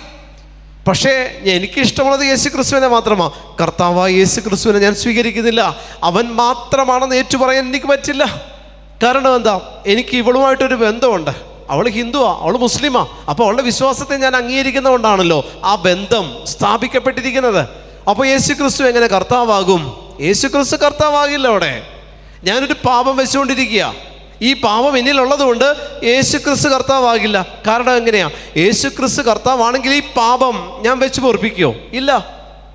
ഞാൻ വിശ്വസിക്കുന്ന യേശു ക്രിസ്തുവിലാണ് കർത്താവ്, യേശു ക്രിസ്തുവിലല്ല. അപ്പോൾ പ്രതിബന്ധങ്ങൾ നീക്കണം പ്രിയപ്പെട്ടവരെ. കർത്താവായ യേശു ക്രിസ്തുവിൽ വിശ്വസിക്കണമെങ്കിൽ പ്രതിബന്ധങ്ങൾ നീക്കണം. നമ്മളിൽ പ്രതിബന്ധമുണ്ട്. യേശു ക്രിസ്തുവിനെ കർത്താവാക്കുന്നതിന് പ്രതിബന്ധങ്ങൾ നമ്മളിലുണ്ട്. സമ്മതിക്കില്ല സാത്താൻ. യേശു ക്രിസ്തു കർത്താവാണെന്ന് ഏറ്റു പറയാത്ത നാവ് യേശുവിനെ തള്ളിപ്പറയുന്ന നാവാണ്. യേശു ക്രിസ്തു കർത്താവാകുന്നത് എപ്പോഴാണ്? ഞാൻ ഈ പാപം ചെയ്യും, യേശുവിൽ വിശ്വസിക്കുകയും ചെയ്യും, കുമ്പസാരിക്കുകയും ചെയ്യും, വീണ്ടും പാപം ചെയ്യുമെങ്കിൽ യേശു ക്രിസ്തു കർത്താവല്ല. അവൻ അവൻ്റെ നാമത്തിൽ അവൻ കർത്താവാണ്. പക്ഷേ എൻ്റെ ജീവിതത്തിൽ അവൻ കർത്താവായിട്ടില്ല. കാരണം കർത്താവാണെങ്കിൽ ഞാൻ ഈ തെറ്റ് ചെയ്യുമോ? ഈ തെറ്റിനെ ഞാൻ പ്രോത്സാഹിപ്പിക്കുമോ? വെച്ച് ഓർപ്പിക്കുമോ? ഇല്ല. ഫസ്റ്റ് കമാൻഡ്മെൻറ്റ് വയലേറ്റ് ചെയ്താൽ, ഒന്നാം പ്രമാണം ലംഘിക്കപ്പെട്ടാൽ എന്താ സംഭവിക്കുന്നത്? ഒന്നാം പ്രമാണം നിൻ്റെ ദൈവമാണ്. നിൻ്റെ ദൈവം എന്ന് പറഞ്ഞില്ലേ, നിങ്ങളുടെ ദൈവമായ കർത്താവല്ല, നിൻ്റെ ദൈവമായ കർത്താവ്, നിൻ്റെ പേഴ്സണലൈസ് ചെയ്ത് കർത്താവ് നമുക്ക് അവനെ തന്നെ തന്നിരിക്കുക. നിൻ്റേതാ, നിങ്ങളുടെ എന്ന് പറയുന്നില്ല, നിൻ്റെ. പക്ഷെ പ്രാർത്ഥിക്കാൻ പഠിപ്പിച്ചപ്പോൾ അവൻ ഞങ്ങളുടെ എന്ന് പഠിപ്പിച്ചു. പക്ഷേ അവൻ തന്നെ വിളമ്പിയത് ഓരോരുത്തർക്കുമാണ്. പരിശുദ്ധ കുർബാനയായിട്ട് ക്രിസ്തു എല്ലാവർക്കും വേണ്ടി ഒരപ്പം ഒരാളല്ല സ്വീകരിക്കുന്നത്, ഓരോരുത്തരുടെയും നാവിലാണ് തൻ്റെ തിരുശരീരത്തെ മുറിച്ചവൻ വെച്ച് തരുന്നത്. പേഴ്സണലൈസ് ചെയ്തവൻ ക്രൂശിക്കപ്പെട്ടവനാണ്. അതുകൊണ്ട് പ്രിയപ്പെട്ട ദൈവജനമേ, നിൻ്റെ ദൈവമായ കർത്താവ് ഞാനാകുന്നു. അവിടെയും പറയുന്നു ദൈവമായ കർത്താവ്. Hallelujah, hallelujah, hallelujah. ദൈവമായ കർത്താവ്, അവിടെയും കർത്താവുണ്ട്. കർത്താവായ യേശു ക്രിസ്തു, അവിടെയും കർത്താവുണ്ട്. പ്രിയപ്പെട്ട ദൈവജനമേ, പിതാവിലും പുത്രനിലും ഉള്ള അവസ്ഥ എന്താണ്? കർത്താവ് എന്താണ്? കർത്താവ്, എൻ്റെ കർത്താവേ, എൻ്റെ ദൈവമേ എന്ന് തോമ വിളിക്കാൻ കാര്യം എന്താ? വിശുദ്ധ തോമ വിളിച്ചു എൻ്റെ കർത്താവേ, എൻ്റെ ദൈവമേ. അവൻ വിളിക്കുമ്പോൾ അവൻ വിശ്വസിച്ചു. നമ്മൾ തോമയെ പറയുന്നു, തോമയെക്കുറിച്ച് നമ്മൾ പറയുന്നത് എന്താ? കണ്ടതുകൊണ്ട് വിശ്വസിച്ചാണ്. പക്ഷേ ആ വിശ്വാസം ബാക്കിയുള്ള 11 വിശ്വാസങ്ങളെക്കാൾ സ്ട്രോങ് ആയിരുന്നു. കാരണം മറ്റൊന്നല്ല, എൻ്റെ കർത്താവേ എൻ്റെ ദൈവമേ എന്ന് വിളിക്കാൻ പറ്റണമെങ്കിൽ നെഞ്ച് പൊട്ടണം. വിശ്വാസം അതങ്ങനെ അതിൻ്റെ ആഴത്തിൽ നിന്ന്, വേരിൽ നിന്ന് പൊട്ടി മുളച്ചാലേ എൻ്റെ കർത്താവേ എന്ന് വിളിക്കാൻ പറ്റുള്ളൂ. നമ്മൾ വെറുതെ ഒരു വിളിക്കുന്നതല്ല കർത്താവ് എന്നുള്ളത്. എൻ്റെ കർത്താവേ എൻ്റെ ദൈവമേ എന്ന് ഉരുവിടുന്ന വ്യക്തികളെ സംബന്ധിച്ച് വിശ്വാസത്തിനെതിരായിട്ടുള്ള പാപം അവരിൽ കുറവായിരിക്കും പ്രിയപ്പെട്ടവരെ. മറ്റു വിശ്വാസങ്ങളുടെ പുറകെ പോവില്ല, മറ്റു വിശ്വാസങ്ങളെ അവർ ഫോളോ ചെയ്യത്തില്ല. Hallelujah, hallelujah. ഒരു ശുശ്രൂഷകൻ എന്നെ കാണാൻ വേണ്ടി വന്നു. ശുശ്രൂഷകൻ കാണാൻ വേണ്ടി വന്നിട്ട് ശുശ്രൂഷകരുടെ ധ്യാനം നടക്കുന്ന സമയത്ത്, കുറച്ച് വർഷം മുൻപാണ്, കൊറോണയ്ക്ക് മുൻപാണ്, അദ്ദേഹം കാണാൻ വേണ്ടി വന്നിട്ട് ഭയങ്കര സന്ദേശം പറയണത്. സന്ദേശം പറയാനായിട്ട് നമ്മൾ എന്താ പറയുക, ദൈവമേ അദ്ദേഹത്തിനെ ആരാധിക്കാൻ തോന്നും. യേശുവിശേക്ക് സ്തുതിയായിരിക്കട്ടെ എന്ന് പറഞ്ഞാൽ കുറഞ്ഞു പോകും. കാരണം അതുപോലെ ജീവിക്കുന്ന സന്ദേശങ്ങളാണ് പുറത്തേക്ക് വന്നുകൊണ്ടിരിക്കുന്നത്. ജീവിക്കുന്ന സന്ദേശം നമ്മൾ ഇപ്പോൾ തിരിഞ്ഞത് ഈ കാര്യം കൊണ്ടല്ലേ, ഇപ്പം ഇങ്ങനെയെല്ലാം പറയാം. സന്ദേശങ്ങൾ ഒരു പരിധി വിട്ട് പറയുന്നുണ്ടെങ്കിൽ ശ്രദ്ധിക്കണം, അത് ദൈവത്തിൽ നിന്നല്ല. കർത്താവിൻ്റെ പരിശുദ്ധാത്മാവ് വെളിപ്പെടുമ്പോൾ ഞാനിങ്ങനെ ഓരോരുത്തരും നല്ല കൃപയുള്ളവരെ ഞാൻ ശരിക്കും ഒബ്സർവ് ചെയ്തിട്ട് അവരുടെ ടോക്കിൻ്റെ രീതി ഒബ്സർവ് ചെയ്യും. അവർ പറയുന്ന സന്ദേശങ്ങൾ ഞാൻ ഒബ്സർവ് ചെയ്യും. നന്നായിട്ട് പ്രാർത്ഥിക്കുന്ന വ്യക്തികളെ ഞാൻ ശരിക്കും പരീക്ഷിക്കും. അവരറിയില്ല, എൻ്റെ ഉള്ളിൽ ഞാൻ ഇങ്ങനെയിട്ട് കാൽക്കുലേറ്റ് ചെയ്യും. ഈ 3 ദിവസം കൊണ്ട് ഞാൻ ഫുള്ള് പഠിച്ചിട്ടുണ്ടാവും. നിങ്ങളെ ഇങ്ങനെ കിട്ടുകയല്ലേ, ഫുള്ള് പഠിച്ചിട്ടുണ്ടാവും. അപ്പോൾ ഞാനിങ്ങനെ ഒബ്സർവ് ചെയ്യുമ്പോൾ ഇദ്ദേഹം പറയുന്ന മെസ്സേജസ് എല്ലാം ക്രിസ്റ്റൽ ക്ലിയർ മെസ്സേജസാണ്. ഒരിക്കലും അങ്ങനെ വരില്ല. എല്ലാ സന്ദേശങ്ങളും തെറ്റാതെ സന്ദേശങ്ങൾ വരില്ല. സന്ദേശങ്ങൾ വരും, അതിൽ തെറ്റ് പറ്റുന്നുണ്ട്, തെറ്റ് പറ്റും, അത് വീണ്ടും തിരുത്തി പറയും. അപ്പോൾ ഇവൻ്റെ സന്ദേശം പറയുന്നത് കംപ്ലീറ്റ് ക്ലിയറാണ്. അപ്പോൾ ഞാൻ നോക്കുമ്പോൾ നിന്ന് പ്രാർത്ഥിക്കുന്നുണ്ട്, അവർ പരസ്പരം പ്രാർത്ഥിക്കുമ്പോൾ ഇവൻ്റെ കയ്യിലൊരു കുരിശുണ്ട്, ഒരു മരത്തിൻ്റെ കുരിശാണ്. ഈ കുരിശ് വെക്കുമ്പോൾ തന്നെ ആൾക്കാർ താഴെ തെറിച്ച് പോവാം. അങ്ങനെ ഭയങ്കര അത്ഭുതങ്ങളും ഭയങ്കര സന്ദേശങ്ങളൊക്കെ ആയിട്ട് ഇങ്ങനെ തകർത്ത് നിൽക്കുന്ന സമയത്ത് ഞാൻ പറഞ്ഞു, കർത്താവേ, പ്രവർത്തിക്കുന്ന അഭിഷേകത്തെക്കുറിച്ച് എന്നോട് സംസാരിക്കണമേ. ഇവനിൽ പ്രവർത്തിക്കുന്ന അഭിഷേകത്തെക്കുറിച്ച് യേശുവിൻ്റെ പരിശുദ്ധാത്മാവെ എന്നോട് സംസാരിക്കും. ഞാൻ വീണ്ടും ചോദിക്കും, ഇവനിൽ പ്രവർത്തിക്കുന്ന, ഇവളിൽ പ്രവർത്തിക്കും, എങ്ങനെ ചോദിച്ചുകൊണ്ടിരിക്കും. ഏതാണ് കർത്താവെ? ആത്മാക്കളെ വിവേചിച്ചറിയാനുള്ള കൃപ തരണമേ.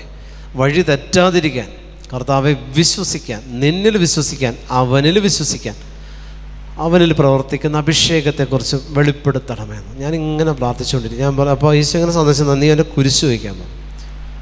അപ്പോൾ ഞാൻ അവനോട് ഇരുന്നിട്ട് പറഞ്ഞാൽ കുരിശൊന്നും വരും, എനിക്ക് പ്രാർത്ഥിക്കാനാണ്. ഇവൻ ജന്മം ചെയ്ത് അവൻ്റെ കുരിശ് കയ്യിലേക്ക് തരില്ല. ഇല്ല, ഇതിൽ അഭിഷേകം ഞാൻ ബ്രദറിന് തന്നാൽ ഈ കുരിശിൻ്റെ അഭിഷേകം കെട്ടുപോകുന്നു. ഞാനൊന്ന് തൊട്ട് മുത്തിക്കോട്ടെ, അതിനും സമ്മതിക്കണില്ല. ഞാൻ തലയിൽ വെക്കും. അപ്പോൾ ഞാൻ പറഞ്ഞു, തലയിൽ വെച്ചോ. ഞാൻ തല കൊടുത്തിട്ട് കുരിശ് വെക്കാൻ പറഞ്ഞു. ഇവൻ കുരിശ് വെച്ചു. അപ്പോൾ ഇവൻ എന്നെ തള്ളുക, ഞാൻ വീഴുന്നില്ല. വീണ്ടും കുരിശ് വെക്കുക, വീണ്ടും തള്ളുക, വീഴുന്നില്ല. അപ്പോൾ ബ്രദറിന് എന്തോ കുഴപ്പമുണ്ട്. ഞാൻ എനിക്കല്ല കുഴപ്പം, നിൻ്റെ കുരിശിനെ കുഴപ്പമെന്ന് പറഞ്ഞു. കുരിശ് ഓപ്പൺ ചെയ്യടാന്ന് പറഞ്ഞു. ഞാൻ കുരിശ് മേടിച്ചെടുത്തിട്ട് ഒറ്റ എറിഞ്ഞു. കുരിശ് എറിഞ്ഞപ്പോൾ കുരിശ് 2 പീസായിട്ട് ഇങ്ങനെ പിളർന്നു. ഇങ്ങനെ നിൽക്കുന്ന കുരിശ് നെടുകെ 2ആയിട്ട് പിളരുമ്പോൾ നോക്കുമ്പോൾ അതിനകത്ത് 3 ഏലസ്, കുരിശിൻ്റെ അകത്ത് 3 ഏലസ് വെച്ചിരിക്കുക. ഏലസ് കുരിശിൻ്റെ തടിയിൽ, കർത്താവിൻ്റെ ഈ നെടുകയുള്ള ഈ പീസിൽ, ആ പീസ് 2ആയിട്ട് പിളർന്നിട്ട് അതിനകത്ത് ഇങ്ങനെ ഗ്രൂവ് എടുത്തിട്ട് അതിനകത്ത് ഏലസ് വെച്ച് അതിങ്ങനെ ക്ലിപ്പ് ചെയ്ത് വെച്ചിരിക്കുക കുരിശ്. Hallelujah, hallelujah.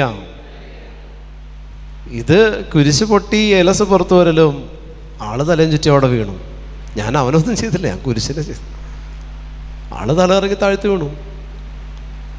ഞാൻ നിങ്ങളോട് പറയട്ടെ പ്രിയപ്പെട്ടവരെ, എല്ലാ അഭിഷേകത്തെയും വിശ്വസിക്കരുത്. വിവേചിച്ചറിയാൻ പറ്റണം. ആത്മാക്കളെ വിവേചിച്ചറിയാനുള്ള കൃപയുണ്ടാവണം. അത്ഭുതങ്ങൾ പെരുകുന്നിടത്ത് പോകരുത്.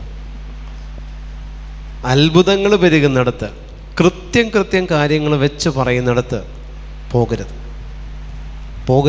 നിങ്ങളുടെ വിശ്വാസം നശിക്കുകയുള്ളൂ, വർദ്ധിക്കില്ല. നശിച്ചു പോകും നിങ്ങളുടെ വിശ്വാസം. എല്ലാ കാര്യങ്ങളും സോൾവ് ചെയ്ത് കിട്ടുന്ന സെൻറ്ററുകളുണ്ടോ, നിൻ്റെ വിശ്വാസത്തെ നശിപ്പിക്കാൻ സാത്താൻ സ്ഥാപിച്ചതാണ്. പോകരുത്. Hallelujah, hallelujah. പകരം നീ മുട്ടുകുത്തണം. നിൻ്റെ വീട്ടിൽ മുട്ടുകുത്തി തമ്പുരാൻ്റെ മുൻപിൽ നീ ആ കൃപ സ്വായത്തമാക്കണം, ചോദിക്കണം. ശുശ്രൂഷകരുടെ പുറകെ പോകരുത്. കാലഘട്ടം മോശമാണ്. നിങ്ങൾ കാണുന്ന പലരിലും തെറ്റുകളുണ്ട്. ആത്മാവേതാണെന്ന് വിവേചിച്ചറിയാതെ പോകരുത്.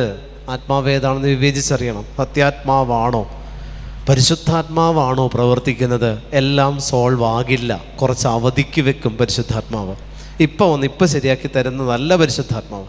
അവധിക്ക് വെക്കും, ഒരുങ്ങാൻ പറയും, പ്രാർത്ഥിക്കാൻ പറയും, ആത്മാവിന് വേണ്ടി ദാഹിക്കാൻ പറയും, ചില പാപങ്ങൾ ഉപേക്ഷിക്കാൻ പറയും. ഇതൊന്നും വേണ്ട, നീ വന്നോ, കാര്യങ്ങളൊക്കെ ശരിയാക്കി തരാമെന്ന് പറയുന്നിടത്ത് പോകരുത്. ഹല്ലേലൂയ. ഇവിടെ യെശയ്യാ പ്രവാചകൻ തരുന്ന താക്കീത് അതാണ്. പ്രതിബന്ധങ്ങൾ നീക്കിക്കളയണം. Hallelujah, hallelujah, hallelujah, hallelujah, hallelujah, hallelujah, hallelujah, hallelujah, hallelujah, hallelujah, hallelujah, hallelujah, hallelujah, hallelujah, hallelujah. പ്രതിബന്ധങ്ങളെ തിരിച്ചറിയാൻ ആവശ്യമായിട്ടുള്ള പരിശുദ്ധാത്മാവിൻ്റെ വിവേചിച്ചറിയാനുള്ള കൃപ നിങ്ങളുടെ മേലുണ്ടാകണം. നിങ്ങളുടെ കരങ്ങളിൽ നിന്ന് കർത്താവിൻ്റെ ശക്തി പുറപ്പെടണം. നിങ്ങളുടെ കണ്ണുകളിൽ നിന്ന് കർത്താവിൻ്റെ ശക്തി പുറപ്പെടണം. നിങ്ങളുടെ അധരത്തിൽ നിന്ന് കർത്താവിൻ്റെ ശക്തി പുറപ്പെടണം. നിങ്ങളായിരിക്കുന്ന അവസ്ഥകളിൽ നിന്ന് ദൈവത്തിൻ്റെ ശക്തി പുറപ്പെടണം. കർത്താവായ യേശു ക്രിസ്തുവിൽ നീ വിശ്വസിക്കണം. കർത്താവായ ക്രിസ്തുവിൽ നീ വിശ്വസിക്കണം. യേശു ക്രിസ്തുവിൽ നീ വിശ്വസിക്കണം. അല്ലാത്തതൊന്നിലും നീ വിശ്വസിക്കരുത്. കർത്താവായ യേശു ക്രിസ്തുവിൽ നീ വിശ്വസിക്കുന്നുണ്ടെങ്കിൽ നീ അത്ഭുതങ്ങളുടെ പുറകെ ഓടില്ല, പകരം അനുതപിക്കാനുള്ള വഴി നീ കണ്ടെത്തും. വിശ്വാസത്തെ ഏറ്റുപറയാനുള്ള വഴി നീ കണ്ടെത്തും. എവിടെയെല്ലാം വിശ്വാസം, ദൈവത്തിൻ്റെ വചനം പ്രഘോഷിക്കപ്പെടുന്നുവോ അവിടെയെല്ലാമേ നീ ചെല്ലുള്ളൂ. പ്രിയപ്പെട്ടവരെ, അവിടെ പ്രഘോഷിക്കപ്പെടുന്ന നാവിൻ്റെ അഭിഷേകത്തെ നീ നോക്കില്ല, പകരം പുറത്തു വരുന്ന വചനത്തിൻ്റെ അഭിഷേകത്തെ മാത്രമേ നിങ്ങൾ നോക്കുകയുള്ളൂ. അങ്ങനെ നോക്കുന്നവരാണ് യഥാർത്ഥ വിശ്വാസി. അവനെ കൊണ്ട് കർത്താവിന് ആവശ്യമുണ്ട്. Hallelujah, hallelujah. അവനെ കൊണ്ടേ കർത്താവിന് ആവശ്യമുള്ളൂ. മറ്റൊന്നിനെ കൊണ്ടും കർത്താവിന് ആവശ്യമില്ല. അവനെ കൊണ്ട് മാത്രമേ കർത്താവിന് ആവശ്യമുള്ളൂ.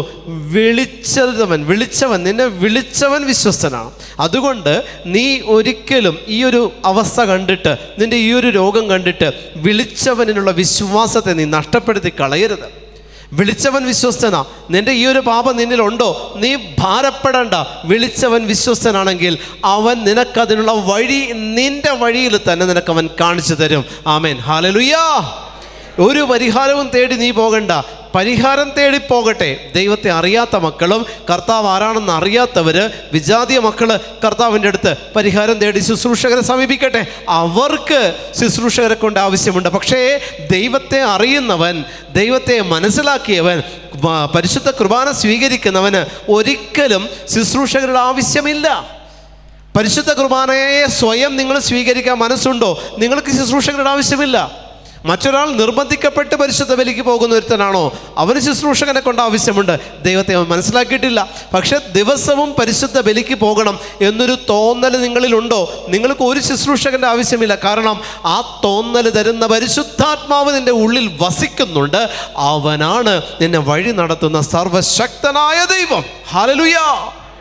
അതിനേക്കാൾ വലുത് ഒരു ശുശ്രൂഷകനും നിനക്ക് തരാൻ പറ്റില്ല. അതിനേക്കാൾ വലുത് ഒരു സന്ദേശവും ഒരു ശുശ്രൂഷകനും തരാൻ പറ്റില്ല.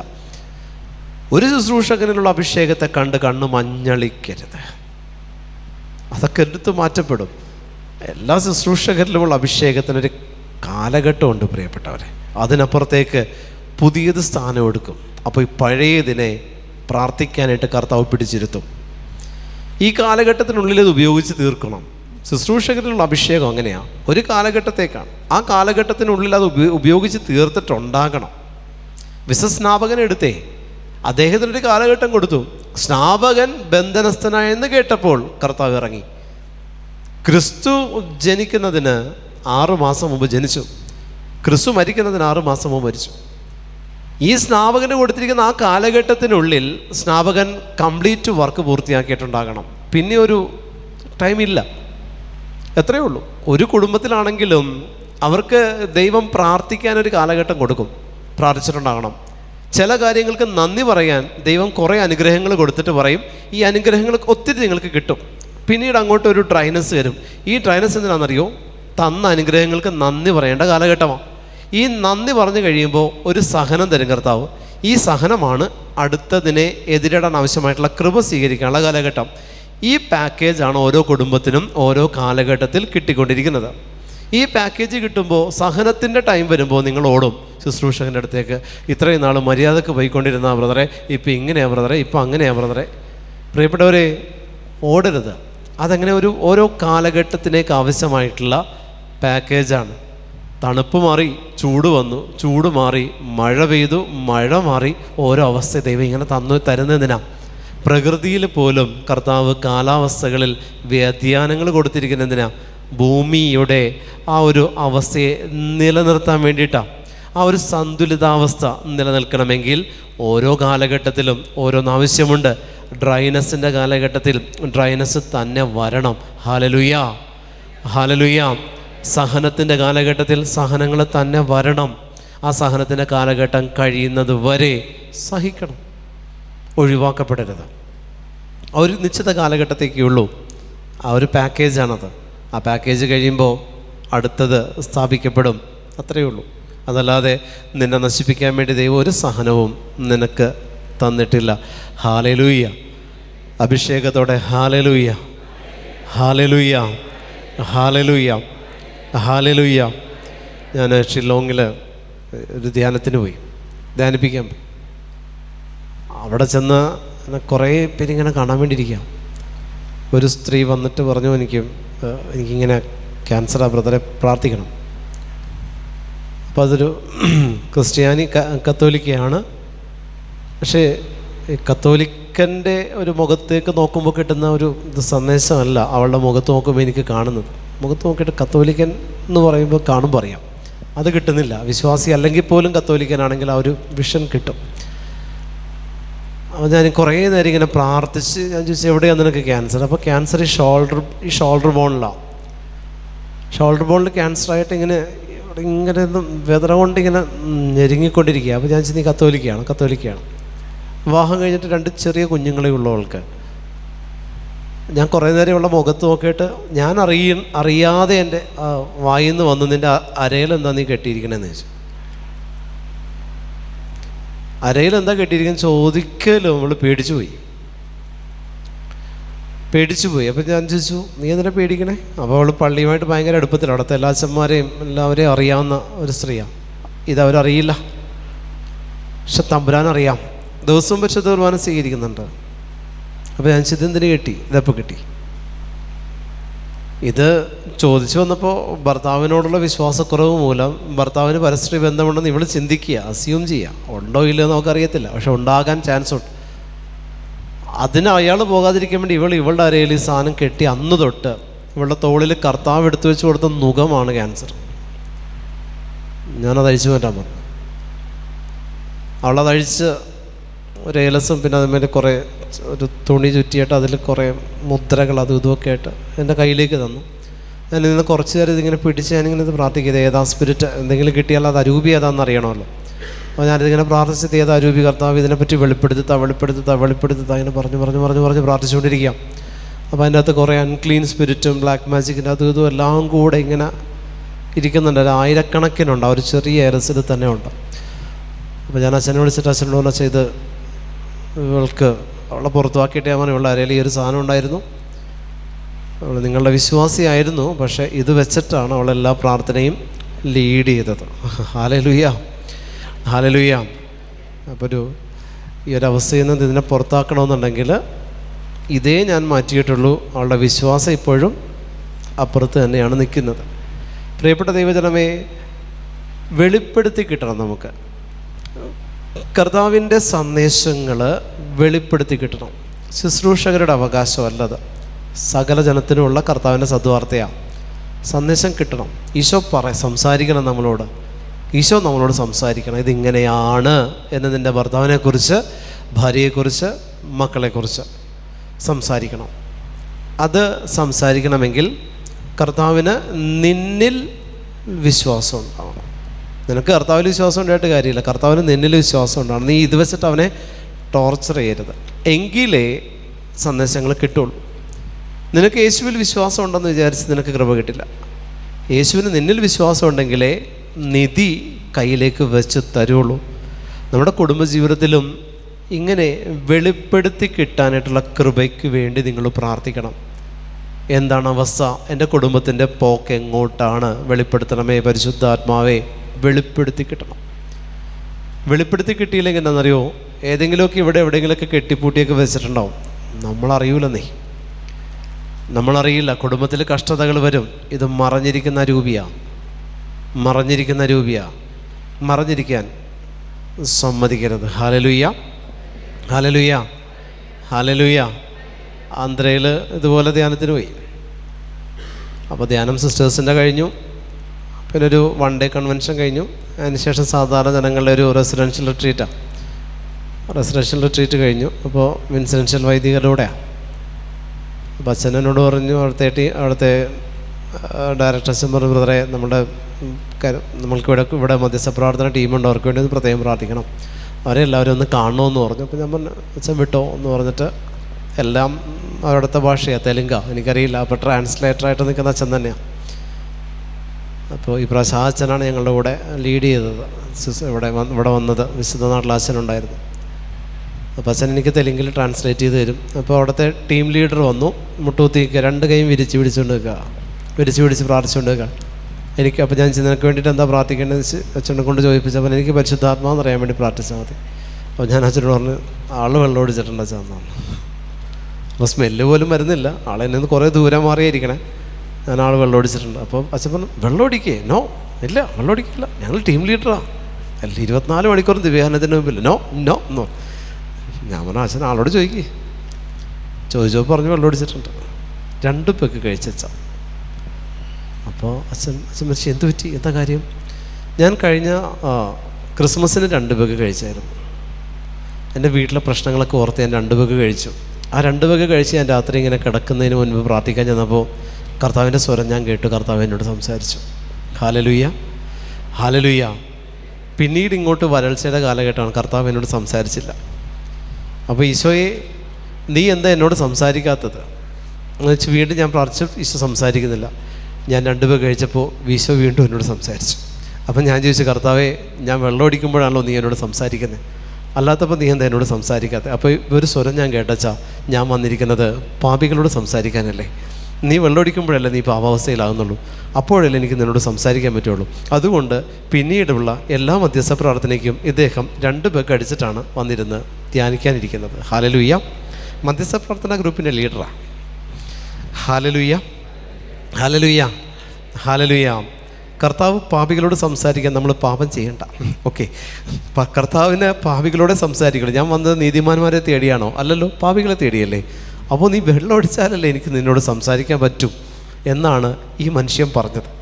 നിങ്ങളൊന്ന് ആലോചിച്ച് പ്രിയപ്പെട്ടവരെ, നമ്മൾക്ക് ദൈവത്തിലുള്ള വിശ്വാസത്തിൻ്റെ തോത് എന്താണെന്നറിയോ? നമ്മുടെ മണ്ടത്തരത്തിനനുസരിച്ച് മാറിക്കൊണ്ടിരിക്കുന്നതാണ് ദൈവത്തിലുള്ള വിശ്വാസത്തിൻ്റെ തോത്. ദൈവത്തിന് എന്നിലുള്ള വിശ്വാസത്തിൻ്റെ തോത് എന്താണെന്നറിയോ? ഞാൻ പാപങ്ങൾ ഉപേക്ഷിക്കുന്നതനുസരിച്ചാണ്. ഏതാണ് ബെസ്റ്റ്? എനിക്ക് ദൈവത്തിൽ വിശ്വാസം കൂടുന്നതാണോ, ദൈവത്തിന് എന്നിൽ വിശ്വാസം കൂടുന്നതാണോ ബെസ്റ്റ്? ദൈവത്തിന് എന്നിൽ വിശ്വാസം കൂടിയാൽ അവനെല്ലാം എന്നെ ഏൽപ്പിക്കത്തില്ലേ? വിശ്വസ്തനായ കാര്യസ്ഥനായിട്ട് അവൻ എന്നെ കാണില്ലേ? വിശ്വസ്തനായ കാര്യസ്ഥനാകണമെങ്കിൽ ഞാൻ എന്ത് വേണം? കർത്താവിനോട് വിശ്വസ്തത പുലർത്തണം. എങ്ങനെ? തെറ്റ് ചെയ്യാതെ, കൃത്രിമം കാണിക്കാതെ, ക്രമം തെറ്റിക്കാതെ ഞാൻ വിശ്വസ്തതാപൂർവ്വം നിൽക്കുന്നതല്ലേ വിശ്വാസം. അപ്പോൾ വിശ്വാസത്തിൻ്റെ അർത്ഥം എന്താ? ദൈവത്തോട് തോന്നേണ്ടതാണോ? നോ, ദൈവത്തിന് എന്നോട് തോന്നേണ്ടതാ. Hallelujah, hallelujah, hallelujah, hallelujah. ദൈവത്തോട് എനിക്ക് തോന്നുന്ന വിശ്വാസം എന്തെന്നറിയോ? അപേക്ഷിക്കാനുള്ളതാണ്. എന്താ? എൻ്റെ ഈ കാര്യം സാധിച്ചു തരണം, എനിക്ക് ഈ കാര്യം നടക്കണം. ഞാൻ വിശ്വസിച്ച് പ്രാർത്ഥിച്ചേ പറ്റുള്ളൂ. കാരണം എൻ്റെ കാര്യം എൻ്റേതാണ്, സാധ്യത എൻ്റേതാണ്. എനിക്കാണ് രോഗം മാറേണ്ടത്, എനിക്കാണ് കുടുംബം നന്നാവേണ്ടത്, എനിക്കാണ് ജോലി കിട്ടേണ്ടത്. അതുകൊണ്ട് വിശ്വസിച്ചാലും ഇല്ലെങ്കിലും ദൈവത്തെ വിശ്വസിച്ചു എന്ന് പറഞ്ഞുകൊണ്ട് ഞാനിങ്ങനെ ആരാധിച്ചുകൊണ്ടിരിക്കുക. അതിന് പുറകിൽ ഒരു ലാഭേച്ഛയുണ്ട്, കാര്യം നടക്കണം. അതുമാത്രം ഫോക്കസ് ചെയ്യുന്ന വിശ്വാസമേ എന്നിൽ രൂപപ്പെട്ടിട്ടുള്ളൂ. പക്ഷേ ക്രിസ്തുവിന് നിന്നോടുള്ള വിശ്വാസത്തിൻ്റെ പ്രത്യേകത എന്താണ്? അവൻ എന്ന് പറയുന്ന പരിശുദ്ധാത്മാവ് എന്ന് പറയുന്ന സമ്പത്ത് നിന്നെ ഏൽപ്പിക്കാൻ നിന്നിൽ അവൻ യോഗ്യത കാണുന്നതാണ് ക്രിസ്തുവിന് നിന്നിലുള്ള വിശ്വാസം. ഹല്ലേലൂയ. അഭിഷേകത്തോടെ ഹല്ലേലൂയ, ഹല്ലേലൂയ. ക്രിസ്തുവിന് നിന്നിലുള്ള വിശ്വാസം അത് വർദ്ധിപ്പിക്കണം. അതാണ് വർദ്ധിപ്പിക്കേണ്ടത്. അത് വർദ്ധിച്ചാൽ നിൻ്റെ കയ്യിൽ ഇത്തരത്തിൽ പല കാര്യങ്ങളും കർത്താവ് വെളിപ്പെടുത്തി തരും. നിൻ്റെ ആത്മാവിന് പല ബോധ്യങ്ങളും ദൈവത്തിൻ്റെ പരിശുദ്ധാത്മാവ് തരും. നന്മതിന്മകളെക്കുറിച്ചുള്ള ബോധ്യം ദൈവത്തിൻ്റെ പരിശുദ്ധാത്മാവ് തരും. ഏതാണ് ശരി, ഏതാണ് തെറ്റ്, ഏത് റൂട്ട് ഓടണം കർത്താവ് കാണിച്ചു തരും. നമ്മൾ ശുശ്രൂഷകരുടെ പുറകെ പോകേണ്ടി വരില്ല, കർത്താവ് കാണിച്ചു തരും. കർത്താവിൻ്റെ ശക്തി വരും, നമ്മളിൽ ഇറങ്ങി വരും. പക്ഷെ നമ്മൾക്ക് ദൈവത്തിലാണ് വിശ്വാസമെങ്കിൽ നമ്മളിങ്ങനെ ചോദിക്കാനുള്ള വിശ്വാസമാണത്. ദൈവത്തിനോട് നമ്മൾ വിശ്വാസം പുലർത്തുന്നതിന് വേണ്ടിയിട്ടാണ്. കാര്യങ്ങൾ സാധിച്ചിട്ടാണ്, സ്വർഗം കിട്ടാനൊന്നും അല്ലല്ലോ. സ്വർഗം കിട്ടാനായിട്ട് വിശ്വാസമാണോ ആരാധനയാണോ വേണ്ടത്? സ്വർഗം കിട്ടാൻ വേണ്ടത് ആരാധനയാണ്, വിശ്വാസമാണ്. വിശ്വാസം എന്തിനു വേണ്ടിയിട്ടാണ്? ഇത് നടക്കും. കാണപ്പെടാത്തതുണ്ട്, പ്രത്യാശിക്കുന്നത് ലഭിക്കുന്നതാണ് വിശ്വാസം. സ്വർഗം കിട്ടാൻ ഞാൻ ദൈവത്തെ ആരാധിക്കണം. കാരണം സ്വർഗത്തിൽ സകല വിശുദ്ധരും സകല മാലാഖമാരും ദൈവത്തെ ആരാധിക്കുകയാണ് ചെയ്യുന്നത്. ആ ജോലി ഇവിടെ ചെയ്യുന്നവരെ അവിടെ ആവശ്യമുള്ളൂ. അപ്പോൾ ഞാനിവിടെ ആ ജോലി ചെയ്ത് ഞാൻ മികവുറ്റവനാണെന്ന് ദൈവത്തിനെ ബോധ്യപ്പെടുത്തണം, ആരാധിക്കണം. ദൈവത്തെ ഞാൻ ആരാധിക്കുമ്പോൾ സ്വർഗം എനിക്ക് വേണ്ടി തുറക്കപ്പെടും. Hallelujah, hallelujah, hallelujah, hallelujah. അത്യുന്നതനും മഹത്വപൂർണനുമായവൻ, അനന്തതയിൽ വസിക്കുന്ന പരിശുദ്ധൻ എന്ന നാമം വഹിക്കുന്നവൻ അരുളി ചെയ്യുന്നു, ഞാൻ ഉന്നതമായ വിശുദ്ധ സ്ഥലത്ത് വസിക്കുന്നു.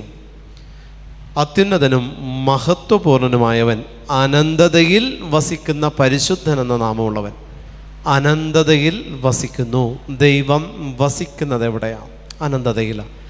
അനന്തത എന്താണ്? അത് എന്താ പറയുക, അത് ഇൻഫിനിറ്റ് ആയിട്ടുള്ളത്, നിത്യകാലത്തേക്കുള്ളതാണ്. അനന്തതയിൽ വസിക്കണം. നമുക്കും വേണ്ടത് എന്താ? പ്രതിബന്ധങ്ങൾ നീക്കം ചെയ്യപ്പെട്ട് അനന്തതയിലേക്ക്, ദൈവത്തിൻ്റെ നാമത്തിലാണ്, ബാക്കിയുള്ള ഭൗതികതയിലുള്ള അനന്തതയല്ല, പരിശുദ്ധാത്മാവിൽ അനന്തമായിട്ട് നിലനിൽക്കാൻ പറ്റണം. നിലനിൽപ്പിൻ്റെ വരം എന്ന് നമ്മളതിനെ വിളിക്കും. നിലനിൽക്കാനായിട്ട്, ലഭിച്ച കൃപകളിൽ നിലനിൽക്കാനായിട്ട് പരിശുദ്ധാത്മാവിൻ്റെ ശക്തി ഇറങ്ങി വരണം. വിശ്വാസം കൂട്ടണം. വിശ്വാസം കൂടുന്ന എപ്പോഴാണെന്നറിയോ? പ്രതികൂല സാഹചര്യത്തിൽ വീഴാതിരിക്കുമ്പോഴാണ്. പ്രതികൂല സാഹചര്യത്തിൽ നല്ല പ്രാർത്ഥന നിൽക്കുന്നൊരു വ്യക്തി, ആ വ്യക്തിയോട് പറയുകയാണ്, നീ നാളെ മരിക്കും എന്ന് ഡോക്ടർ പെട്ടെന്ന് ഒരു ദിവസം പറയാം. എന്തെങ്കിലും ഒരു അസുഖം വന്ന് ഹോസ്പിറ്റലിൽ കൊണ്ടുപോയി പറയുകയാണ്, നീ നാളെ മരിക്കും, അല്ലെങ്കിൽ നിനക്ക് ഇനി അധികം ആയുസില്ല. അപ്പോൾ അറിയാം ആ വ്യക്തിയുടെ അതുവരെ ഉണ്ടായിരുന്ന പ്രാർത്ഥന എന്താണെന്നുള്ളത് അപ്പോൾ മനസ്സിലാവും. മുഖത്ത് നിന്ന് വായിച്ചെടുക്കാൻ പറ്റും. പ്രിയപ്പെട്ട ദൈവജനമേ, അവിടെ ആ വ്യക്തിക്ക് വിശ്വാസത്തിൽ വർദ്ധിക്കാൻ ആവശ്യമായിട്ടുള്ള ഒരു പരീക്ഷ കർത്താവ് ഒരുക്കുകയാണ് അവിടെ. ആ പരീക്ഷയിൽ അവൻ വിജയിക്കണം. അങ്ങനെയാണെങ്കിൽ ആർക്കും ലഭിക്കാത്ത വലിയ വിശ്വാസം ദൈവത്തിൻ്റെ പരിശുദ്ധാത്മാവ് ആ വ്യക്തിയിൽ കാണും. Hallelujah, hallelujah, hallelujah, hallelujah, hallelujah. ക്രിസ്തുവിനെ സ്വീകരിക്കാൻ നമുക്ക് പറ്റണമെങ്കിൽ വിശ്വാസമുണ്ടായിരിക്കണം. വിശ്വാസമില്ലെങ്കിൽ ക്രിസ്തുവിനെ സ്വീകരിക്കാൻ നമുക്ക് പറ്റില്ല. പരിശുദ്ധ കുർബാനയിൽ പോലും ക്രിസ്തു മറഞ്ഞിരിക്കുന്നത് എന്തുകൊണ്ടാണ് പ്രിയപ്പെട്ടവരെ? വിശ്വാസത്തെ പ്രതിയാണ്. പരിശുദ്ധ കുർബാനയിൽ ക്രിസ്തു മറഞ്ഞിരിക്കാനുള്ള കാരണം എന്താ? വിശ്വാസത്തെ പ്രതിയാണ്. വിശ്വാസത്തെ പ്രതി. നമ്മുടെ വിശ്വാസമാണ് കർത്താവ് അവിടെ നോക്കുന്നത്. നമ്മുടെ വിശ്വാസം എന്ന് പറയുന്നത് എന്താണ്? നീ വിശ്വസിക്കുന്നു എന്ന് പറഞ്ഞാൽ പരിശുദ്ധ കുർബാന സ്വീകരിക്കുമ്പോൾ നീ അതിനെ സ്വീകരിക്കും. പരിശുദ്ധ കുർബാന സ്വീകരിക്കുമ്പോൾ നീ അതിനെ ഉൾക്കൊള്ളും. പരിശുദ്ധ കുർബാന സ്വീകരിക്കുമ്പോൾ നീ അത് നിന്നിൽ അതിൽ വസിക്കാനും അതിനെ ആരാധിക്കാനും നീ ശ്രമിക്കും. ഹല്ലേലൂയ. പരിശുദ്ധ കുർബാനയായിട്ട് ക്രിസ്തുവിനെ സ്വീകരിച്ചു. ഉള്ളിൽ സ്വീകരിച്ച ഈശോയെ ആ ഒരു ദിവസം മുഴുവൻ നമ്മൾ ഓരോ പ്രവൃത്തിയിലും വാക്കിലും എല്ലാത്തിലും ഞാൻ ഇന്ന് സ്വീകരിച്ച തിരുശരീര രക്തങ്ങളെ ഞാൻ നിന്നെ ആരാധിക്കുന്നു എന്ന് നമ്മൾ ഓരോ മണിക്കൂറിലും ഓരോ ആരാധന ദൈവത്തിന് കൊടുത്തുകൊണ്ടിരിക്കും. പരമപരിശുദ്ധ ദിവ്യകാരുണ്യത്തിന് ആരാധന സ്തുതി സ്തോത്രം നമ്മൾ സമർപ്പിച്ചുകൊണ്ടിരിക്കും. കാരണം അത് നമ്മുടെ ഉള്ളിൽ ആരാധന എഴുന്നള്ളിയിരിക്കുക, ക്രിസ്തു എഴുന്നള്ളിയിരിക്കുകയാണ്, സ്വീകരിച്ചിരിക്കുക. അപ്പോൾ അതിനെ ഞാൻ ആരാധിച്ചുകൊണ്ടിരിക്കും. ഓരോ അവേഴ്സിലും ഓരോ മണിക്കൂറുകളിലും ഞാനിങ്ങനെ ദൈവത്തെ ആരാധിച്ചുകൊണ്ടേയിരിക്കും. ദൈവത്തെ ആരാധന, ദൈവമേ ആരാധന, ദൈവമേ ആരാധന. പരിശുദ്ധ കുർബാന സ്വീകരിച്ചവൾ ദിവസങ്ങളിൽ പലതവണ ഇതിങ്ങനെ ആവർത്തിച്ച് ആരാധിച്ചുകൊണ്ടിരിക്കണം. ഹല്ലേലൂയ. ആവർത്തിച്ച് ആരാധിച്ചുകൊണ്ടിരിക്കണം. അപ്പോൾ ആ കുർബാനയെ ആരാധിക്കുന്ന മാലാഖമാർ നമ്മോട് ചേരും. നമുക്ക് ചുറ്റും മാലാഖമാരുടെ ഒരു വ്യൂഹം അണിനിരക്കും. Hallelujah, hallelujah, hallelujah, hallelujah, hallelujah, hallelujah. സ്വീകരിച്ച പരിശുദ്ധ കുർബാന ഉള്ളിലായിരിക്കെ വിലകെട്ട വാക്കുകൾ ഉച്ചരിക്കരുത്, സംസാരിക്കരുത്. സ്വീകരിച്ച പരിശുദ്ധ കുർബാന ഉള്ളിലായിരിക്കെ നമ്മൾ ദൈവത്തോട് മറുതലിക്കരുത്, ദൈവത്തോട് ശണ്ട കൂടരുത്. വിശുദ്ധിയിലും വിശ്വാസത്തിലും നിൽക്കണം. നമ്മൾ സ്വീകരിച്ച പരിശുദ്ധ കുർബാന നമ്മുടെ ഉള്ളിലിരിക്കെ നമ്മൾ ചെല്ലുന്നിടമെല്ലാം സക്കരാരിയായിട്ട് മാറ്റപ്പെടണം. നമ്മൾ ചെല്ലുന്നിടം അനുഗ്രഹിക്കപ്പെടണം. കർത്താവിൻ്റെ ശക്തി, പരിശുദ്ധ കുർബാനയാകുന്ന ദൈവത്തിൻ്റെ ശക്തി നമ്മളിൽ നിന്ന് അനേകരിലേക്ക് പുറപ്പെടേണ്ടിയിരിക്കുന്നു. ഹല്ലേലൂയ, ഹല്ലേലൂയ, ദൈവത്തിൻ്റെ പരിശുദ്ധ കുർബാനയാകുന്ന ശക്തി നമ്മളിൽ നിന്ന് അനേകരിലേക്ക് കർത്താവിൻ്റെ നാമത്തിൽ പുറപ്പെടണം പ്രിയപ്പെട്ടവരെ. അത് പരിശുദ്ധ കുർബാനയായിട്ടല്ല പുറപ്പെടേണ്ടത്, മറിച്ച് നമ്മളിൽ നിന്ന് പുറപ്പെടേണ്ടത് മറ്റുള്ളവരുടെ കണ്ണുനീരൊപ്പുന്ന, മറ്റുള്ളവർക്ക് സൗഖ്യം കൊടുക്കുന്ന, മറ്റുള്ളവർക്ക് ആശ്വാസം പകരുന്ന ഒരു കൃപയായി നമ്മളിൽ നിന്ന് പുറപ്പെടണം. അതുകൊണ്ടാണ് ഞാൻ പറഞ്ഞത്, ഇത് നിങ്ങളെ സംബന്ധിച്ചത് കുടുംബത്തിലാണ്. നിങ്ങൾ ദൈവത്തെ ഓർത്ത് നിങ്ങൾ പരിശുദ്ധ ബലി ഒരു ദിവസം പോലും മുടക്കരുത്. പരിശുദ്ധ ബലി മുടക്കിയാൽ ആ ആത്മാവ് ദൈവത്തോട് പരാതി പറയും, ഇന്നെനിക്ക് വിശന്നു, അവനെനിക്ക് ഭക്ഷിക്കാൻ തന്നില്ല. ആത്മാവ് ദൈവത്തോട് പരാതി പറയും പരിശുദ്ധ ബലി മുടക്കിയാൽ. ആ പരാതി ദൈവം സ്വീകരിക്കും.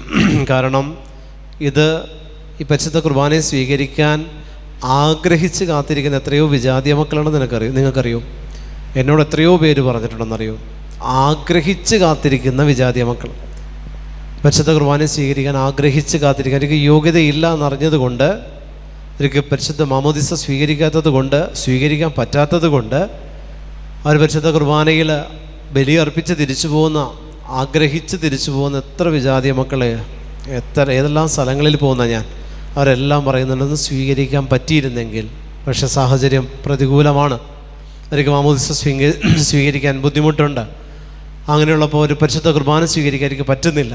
പ്രിയപ്പെട്ട ദൈവജനമേ, നമുക്ക് എല്ലാ സാഹചര്യങ്ങളും ഉണ്ട്. നമ്മുടെ നാട്ടിൽ 3 പള്ളിയുണ്ട്. എങ്ങോട്ട് തിരിഞ്ഞാലും ദേവാലയങ്ങൾ ഉള്ള അതിസമ്പന്നതയുടെ നാട്ടിലാണ് നമ്മൾ താമസിക്കുന്നത്. എന്നിട്ട് പോലും കുർബാനയ്ക്ക് വിലയില്ല, കുർബാനയ്ക്ക് വില കൽപ്പിക്കുന്നില്ല. പരിശുദ്ധ കുർബാനയ്ക്ക് വരുന്നതോ കുർബാന തുടങ്ങി തീരാൻ സമയവും വരും, പരിശുദ്ധ കുർബാന സ്വീകരിച്ച് തിരിച്ചു പോകും. ഈ കഴിഞ്ഞ ദിവസം ഞാൻ കണ്ടതാണ് പരിശുദ്ധ കുർബാന വല്ലാർപാടം പള്ളിയിൽ ഞാനവിടെ മുട്ടുകുത്തി നിൽക്കുന്ന സമയത്ത് ഒരു വ്യക്തി കുർബാന സ്വീകരിച്ച ഉടനെ ഫോണും എടുത്ത് സംസാരിച്ചുകൊണ്ടാണ് പോണേ. കർത്താവിനെ ചവച്ചരച്ച് ഫോണിൽ സംസാരിച്ചുകൊണ്ട് കുർബാന സ്വീകരണം കഴിഞ്ഞ് തിരിച്ചു പോകുന്നൊരു വ്യക്തിയെ കണ്ടു. പ്രിയമുള്ള ദൈവജനമേ, നിങ്ങളുടെ കുടുംബത്തെ തകർക്കാനും നിങ്ങൾക്ക് പറ്റും, നിങ്ങളുടെ കുടുംബത്തെ വളർത്താനും നിങ്ങൾക്ക് പറ്റും പരിശുദ്ധ കുർബാനയിലൂടെ. അതുകൊണ്ട് പരിശുദ്ധ കുർബാന മുടങ്ങിയാൽ ആത്മാവ് ദൈവത്തോട് പരാതിപ്പെടും. ആത്മാവ് ദൈവത്തോട് പറയുന്ന പരാതികളിലെല്ലാം 1 നിരാശ, 2 പരിശുദ്ധ കുർബാനയുടെ മുടക്കം വരുത്തൽ, 3 വെറുപ്പ് മനസ്സിൽ സൂക്ഷിക്കൽ. ഇതെല്ലാം ആത്മാവ് ദൈവത്തോട് പരാതിപ്പെടുന്നതാണ്. 4 ശരീരത്തിൽ ചെയ്യുന്ന വ്യഭിചാരത്തിൻ്റെ പാപങ്ങൾ, വ്യഭിചാരവും അതുമായി ബന്ധപ്പെട്ട പാപങ്ങൾ ശരീരത്തിലുണ്ടെങ്കിൽ ആത്മാവ് ദൈവത്തോട് പരാതിപ്പെടും. ഇങ്ങനെ ചുരുക്കം ചില സംഭവങ്ങളുണ്ട്. ആത്മാവ് ദൈവത്തോട് പരാതി പറയും ശരീരത്തെക്കുറിച്ച്. പ്രിയമുള്ള ദൈവജനമേ, ആ പരാതി ദൈവം സ്വീകരിച്ചാൽ പിന്നെ നിൻ്റെ കാര്യം പോക്കാം. ആ പരാതി ദൈവം സ്വീകരിച്ചാൽ പിന്നെ നമ്മുടെ കാര്യം പോക്കാം. പിന്നെ നമ്മൾ എന്ത് ചെയ്തിട്ടും എത്ര പ്രാർത്ഥിച്ചിട്ടും പ്രത്യേകിച്ച് കാര്യമൊന്നും ഉണ്ടാവില്ല. Hallelujah, hallelujah, hallelujah, hallelujah. ദൈവത്തിൻ്റെ ശക്തി ഇറങ്ങി വരുന്ന സ്ഥലമാണ് പരിശുദ്ധ ബലിപീഠം. ഈ ബലിപീഠത്തിൽ കർത്താവിൻ്റെ ശക്തി ഇറങ്ങി വന്ന് അതിൽ നിന്ന് ശക്തി നമ്മളിലേക്ക് പകരപ്പെടുമ്പോൾ, സ്വീകരിച്ച ശക്തിയുടെ അവിഹിതവും കൊണ്ട് നമ്മൾ പോകുമ്പോൾ, പ്രിയപ്പെട്ടവരെ, ഈ മാലാഖമാർ നമ്മൾക്ക് ചുറ്റും നമ്മളെ എത്തിക്കുന്നുണ്ട്. ഉള്ളിൽ സ്വീകരിച്ച് ദൈവത്തെ ആരാധിക്കുന്ന മാലാഖമാർ കുർബാന സ്വീകരണം കഴിഞ്ഞ് പോകുന്ന ഓരോ വാഹനത്തിലും വ്യക്തികളുടെയും പുറകെ ഈ മാലാഖമാർ നമ്മളോടൊപ്പം ഓടുന്നുണ്ട് ഉള്ളിലുള്ള ദൈവത്തെ ആരാധിക്കാൻ. നമ്മൾക്ക് ആ ബോധ്യം ഉണ്ടാവണം. സ്വീകരിക്കച്ച ദൈവത്തിൻ്റെ ശക്തി നമ്മുടെ ഉള്ളിൽ വസിക്കുന്നുണ്ട് എന്നുള്ള ബോധ്യം നമ്മളിലുണ്ടെങ്കിൽ ആരാധന നിലനിർത്തും നമ്മൾ. Hallelujah, hallelujah. അതാണ് യഥാർത്ഥമായ ആരാധന. അങ്ങനെ നമ്മൾക്ക് ആരാധിക്കണമെങ്കിലും വിശ്വാസം എന്ന് പറയുന്ന മൂലധനം നമുക്കുണ്ടാവണം. വിശ്വാസം എന്ന് പറയുന്ന മൂലധനം നമുക്കുണ്ടെങ്കിലേ അത്തരത്തിൽ സ്വീകരിച്ച ദൈവത്തെ ആരാധിക്കാനായിട്ട് നമുക്ക് സാധിക്കുകയുള്ളൂ. Hallelujah, hallelujah, hallelujah, hallelujah, hallelujah, hallelujah, hallelujah. അനുതാപികളുടെ ഹൃദയത്തെയും വിനീതരുടെ ആത്മാവിനെയും നവീകരിക്കുവാൻ ഞാൻ അവരോട് കൂടെ വസിക്കുന്നു. അനുതാപികളുടെ ഹൃദയത്തെയും വിനീതരുടെ ആത്മാവിനെയും നവീകരിക്കാൻ ഞാൻ അവരോട് കൂടെ വസിക്കും. അനുതപിച്ചാൽ ദൈവം വസിക്കും, വിനീത ഹൃദയ എളിമയുള്ളിടത്തും ദൈവം വസിക്കും. പരിശുദ്ധനായവൻ വസിക്കുന്ന ലോകത്തിൽ വസിക്കുന്ന 2 തലങ്ങളെക്കുറിച്ച് യെശയ്യാ നമ്മളോട് പറയുകയാണ്. ദൈവത്തിൻ്റെ പരിശുദ്ധൻ നമ്മളിൽ വസിക്കണമെങ്കിൽ ഒന്നെങ്കിലും അനുതപിക്കണം. വസിച്ചോളും കർത്താവ്. ഞാൻ പറഞ്ഞല്ലേ, അനുതപിക്കുന്ന പാപിയെക്കുറിച്ച് സ്വർഗം സന്തോഷിക്കും. സ്വർഗം സന്തോഷിക്കാൻ വേണ്ടി സ്വർഗത്തിൻ്റെ ഉടയവൻ നമ്മോടുകൂടെ അനുതപിക്കുന്ന പാപിയോട് കൂടെ വസിക്കും. പാപിയാണ്, എന്നാലും ദൈവം കൂടെ വസിക്കും. കർത്താവ് ഈ ലോകത്തിലായിരുന്നപ്പോഴും ഫരിസേരും നിയമജ്ഞരും ക്രിസ്തുവിനെ കുറ്റപ്പെടുത്തിയത് മറ്റൊന്നും പറഞ്ഞില്ല, ഇവൻ പാപികളോടുകൂടെ ഭക്ഷണത്തിനിരിക്കുന്നല്ലോ. ഇത് തന്നെയാണ് സ്പിരിച്വലി ദൈവം ഇപ്പോഴും ചെയ്തുകൊണ്ടിരിക്കുന്നത്. അനുതപിക്കുന്ന പാപികളോട് കൂടെ അവൻ ഭക്ഷണത്തിനിരിക്കും. ഇപ്പോഴും ഈശോ അത് തന്നെ ചെയ്യുന്നുണ്ട്. ഇവൻ പാപികളോടുകൂടെ ഭക്ഷണത്തിനിരിക്കുന്നല്ലോ. സ്വർഗം സന്തോഷിക്കുന്നതല്ലേ കർത്താവ് ചെയ്യുള്ളൂ. നമ്മളിൽ പാപം ഉണ്ടെങ്കിൽ അനുതാപം ഉണ്ടാകണം പ്രിയപ്പെട്ടവരെ. പാപം സാത്താൻ തരും, അനുതാപം ദൈവം തരും. ദൈവം തരുന്നതിനെ നമ്മൾ ഉപയോഗിക്കില്ല, സാത്താൻ തരുന്നത് നമ്മൾ അനുസരിച്ച് ചെയ്യുകയും ചെയ്യും. പാപം ചെയ്യാൻ നമുക്ക് ഭയങ്കര ധൃതിയാണ്, പക്ഷെ അനുതപിക്കാനോ നമ്മൾ തീരെ തിടുക്കം കാട്ടാറുമില്ല. നമ്മൾ തിടുക്കം കാട്ടണം, അനുതപിക്കാൻ തിടുക്കം കാട്ടണം. ഒരു പാപം വന്നു പോയാൽ വൈകിട്ടാവാൻ നിൽക്കരുത്. വിശുദ്ധ കുമ്പസാരം നടത്തിയിട്ടുണ്ടാകണം. വിശുദ്ധ കുമ്പസാരം നടത്തി കർത്താവിൻ്റെ ശക്തി സ്വീകരിച്ച് നിങ്ങൾ മടങ്ങണം. പ്രിയപ്പെട്ട ദൈവജനമേ, ഓരോ വിശുദ്ധ കുമ്പസാരത്തിലൂടെയും നമ്മളിലേക്ക് കടന്നു വരുന്ന ദൈവത്തിൻ്റെ വിടുതലുണ്ട്. വിടുതൽ ശുശ്രൂഷയാണ് വിശുദ്ധ കുമ്പസാരം. ഓരോ പരിശുദ്ധ കുർബാനയിലും അത് നമുക്ക് ലഭിക്കുന്നുണ്ട്. ഓരോ വിശുദ്ധ കുമ്പസാരത്തിലും അത് നമ്മൾ സ്വായത്തമാക്കുന്നുണ്ട്. വിശുദ്ധ കുമ്പസാരം ഞാൻ എന്നിൽ തന്നെ ചെയ്യുന്ന വിടുതൽ ശുശ്രൂഷയാണ്. അവിടെ ഒരു പുരോഹിതനെ ദൈവം നമുക്ക് നിയോഗിച്ചു തരും, ഒരു കുമ്പസാരക്കൂടും ദൈവം നമുക്ക് നിയോഗിച്ചു തരും. ഇത് രണ്ടും ഉണ്ടോ, നിനക്കുള്ള ഡെലിവറൻസ് ടേബിളാണ്. അവിടെ നിന്റെ ഡെലിവറൻസ് കർത്താവ് നടത്തി തരും. അവിടെ യേശുവിൻ്റെ തിരു രക്തത്താൽ ഒരു വിടുതൽ നിനക്ക് സ്വന്തമാക്കി കഴിഞ്ഞു നീ. അതുകൊണ്ട് പ്രിയപ്പെട്ട ദൈവജനമേ, ദൈവത്തിൻ്റെ പരിശുദ്ധാത്മാവ് നമ്മളിൽ വസിക്കണമെങ്കിൽ വിടുതൽ ആവശ്യമാണ്. എന്തിൽ നിന്ന്? പാപത്തിൽ നിന്ന് വിടുതൽ കിട്ടണമെങ്കിൽ അനുതപിക്കണം. ഹല്ലേലൂയ. എളിമപ്പെടണം, താഴേക്ക് വരണം, എളിമപ്പെടണം. അഹങ്കാരത്തിൻ്റെ മൂർധന്യാവസ്ഥയിൽ നിന്ന് എളിമയുടെ നീരോടുന്ന അവസ്ഥയിലേക്ക് താണില്ലെങ്കിൽ ദൈവം വസിക്കില്ല. ഭൂമിയിൽ ദൈവം വസിക്കുന്ന രണ്ടിടങ്ങളാണിത്. ദൈവത്തെ ആരാധിക്കുന്നിടത്ത് പ്രിയപ്പെട്ട ദൈവജനമേ, ദൈവത്തിൻ്റെ മാലാഖമാർ സമ്മേളിക്കും നമ്മളോട് ചേർന്ന് ആരാധിക്കാൻ. അനുതപിക്കുന്നിടത്ത് ദൈവത്തിൻ്റെ മാലാഖമാരല്ല, ദൈവം തന്നെയാണ് വസിക്കുന്നത്. ദൈവത്തെ ആരാധിക്കുന്നിടത്ത് ദൈവത്തിൻ്റെ വിശുദ്ധർ നമ്മുടെ കൂടെ ചേരും ദൈവത്തെ ആരാധിക്കാൻ. പക്ഷേ എളിമയുള്ളിടത്തും അനുതപിക്കുന്നിടത്തും കാര്യങ്ങൾ തികച്ചും വ്യത്യസ്തമാണ്. ദൈവം തന്നെ വസിക്കും. കാരണം ആ ആത്മാവിനെ കൊണ്ട് ദൈവത്തിന് ആവശ്യമുണ്ട്. ഹല്ലേലൂയ.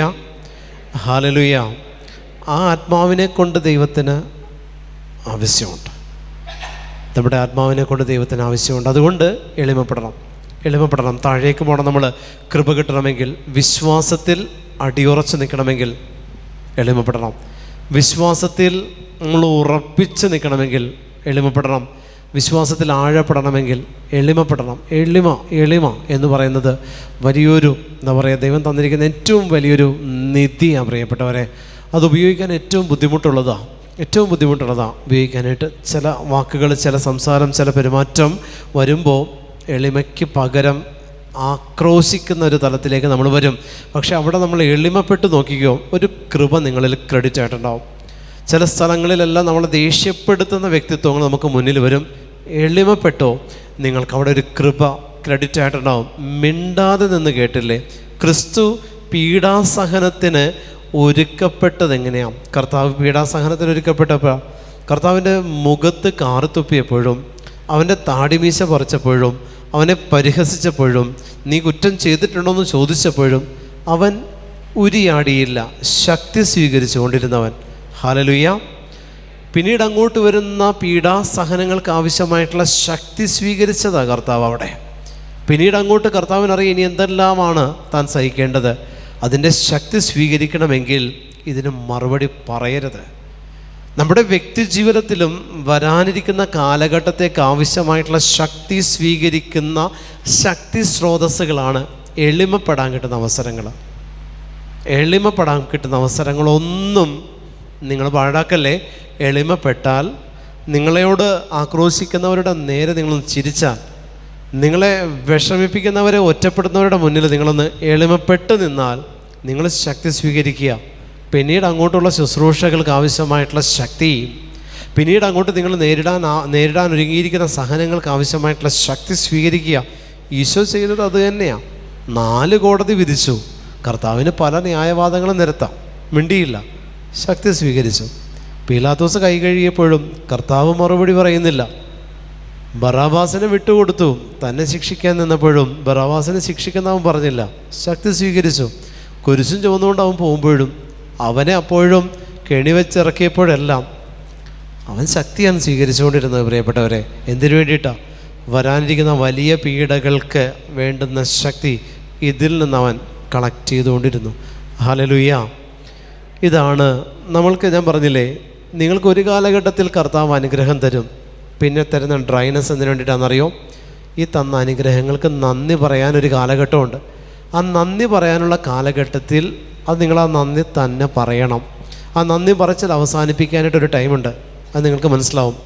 അടുത്ത സ്റ്റേജ് ആരംഭിക്കും. അപ്പോൾ നിങ്ങൾക്ക് നന്ദി ഓട്ടോമാറ്റിക്കലി നിങ്ങളുടെ നാവിൽ നിന്ന് നന്ദി മാറി പുതിയൊരു പ്രാർത്ഥന നിങ്ങളുടെ നാവിൽ വരും. അങ്ങനെയാണത്. പക്ഷേ ആ കാലഘട്ടത്തിൽ നിങ്ങൾ നന്ദി പറഞ്ഞില്ലേ, അടുത്ത കാലഘട്ടത്തെ അതിജീവിക്കാനായിട്ടുള്ള ശക്തി നിങ്ങൾക്ക് കിട്ടില്ല. ഓരോ കാലഘട്ടം വരുമ്പോഴല്ല അതിനെ അതിജീവിക്കാനുള്ള ശക്തി സ്വീകരിക്കേണ്ടത്.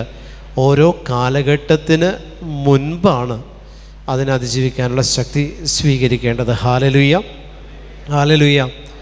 ഞാൻ ഈ 1.5 വർഷത്തെ ഉപവാസം എനിക്ക് ഈശോ തന്നിട്ട് 6 മാസമായി എടുക്കണമെന്ന് പറഞ്ഞിട്ട്. അപ്പോൾ ഞാൻ ഈശോയോട് ഡേറ്റ് ചോദിച്ചു, നാളെ തുടങ്ങട്ടെ എന്ന് ചോദിച്ചു. ഈ ജാനുവരിയിലല്ല, അതിന് 6 മാസം മുൻപ്. അപ്പോൾ ഈശോ മെസ്സേജ് തന്നു, 180 ദിവസം ഒരുങ്ങാൻ പറഞ്ഞു. എന്തിനു വേണ്ടിയിട്ട്? 1.5 വർഷത്തെ ഉപവാസത്തിന് വേണ്ടിയിട്ട് 180 ദിവസം ഒരുക്ക പ്രാർത്ഥന ഞാൻ പറഞ്ഞു. അപ്പോൾ ഇത് മെസ്സേജ് കിട്ടിയിട്ട് 6 മാസമായി. ഞാൻ ആരോടും പറഞ്ഞില്ല. പറഞ്ഞാൽ നടക്കില്ല.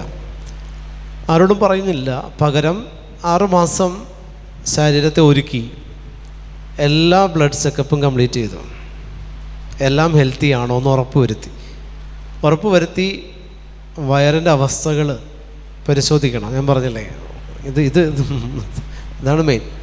അതിൻ്റെ അവസ്ഥകൾ പരിശോധിച്ച് ഭക്ഷണം ചെന്നില്ലെങ്കിലുള്ള കുഴപ്പങ്ങൾ എങ്ങനെയൊക്കെയാണെന്ന് ഡോക്ടറായിട്ട് കൺസൾട്ട് ചെയ്ത് ഒരുങ്ങി പ്രാർത്ഥിച്ച് ആത്മാവിനെ ഒരുക്കി.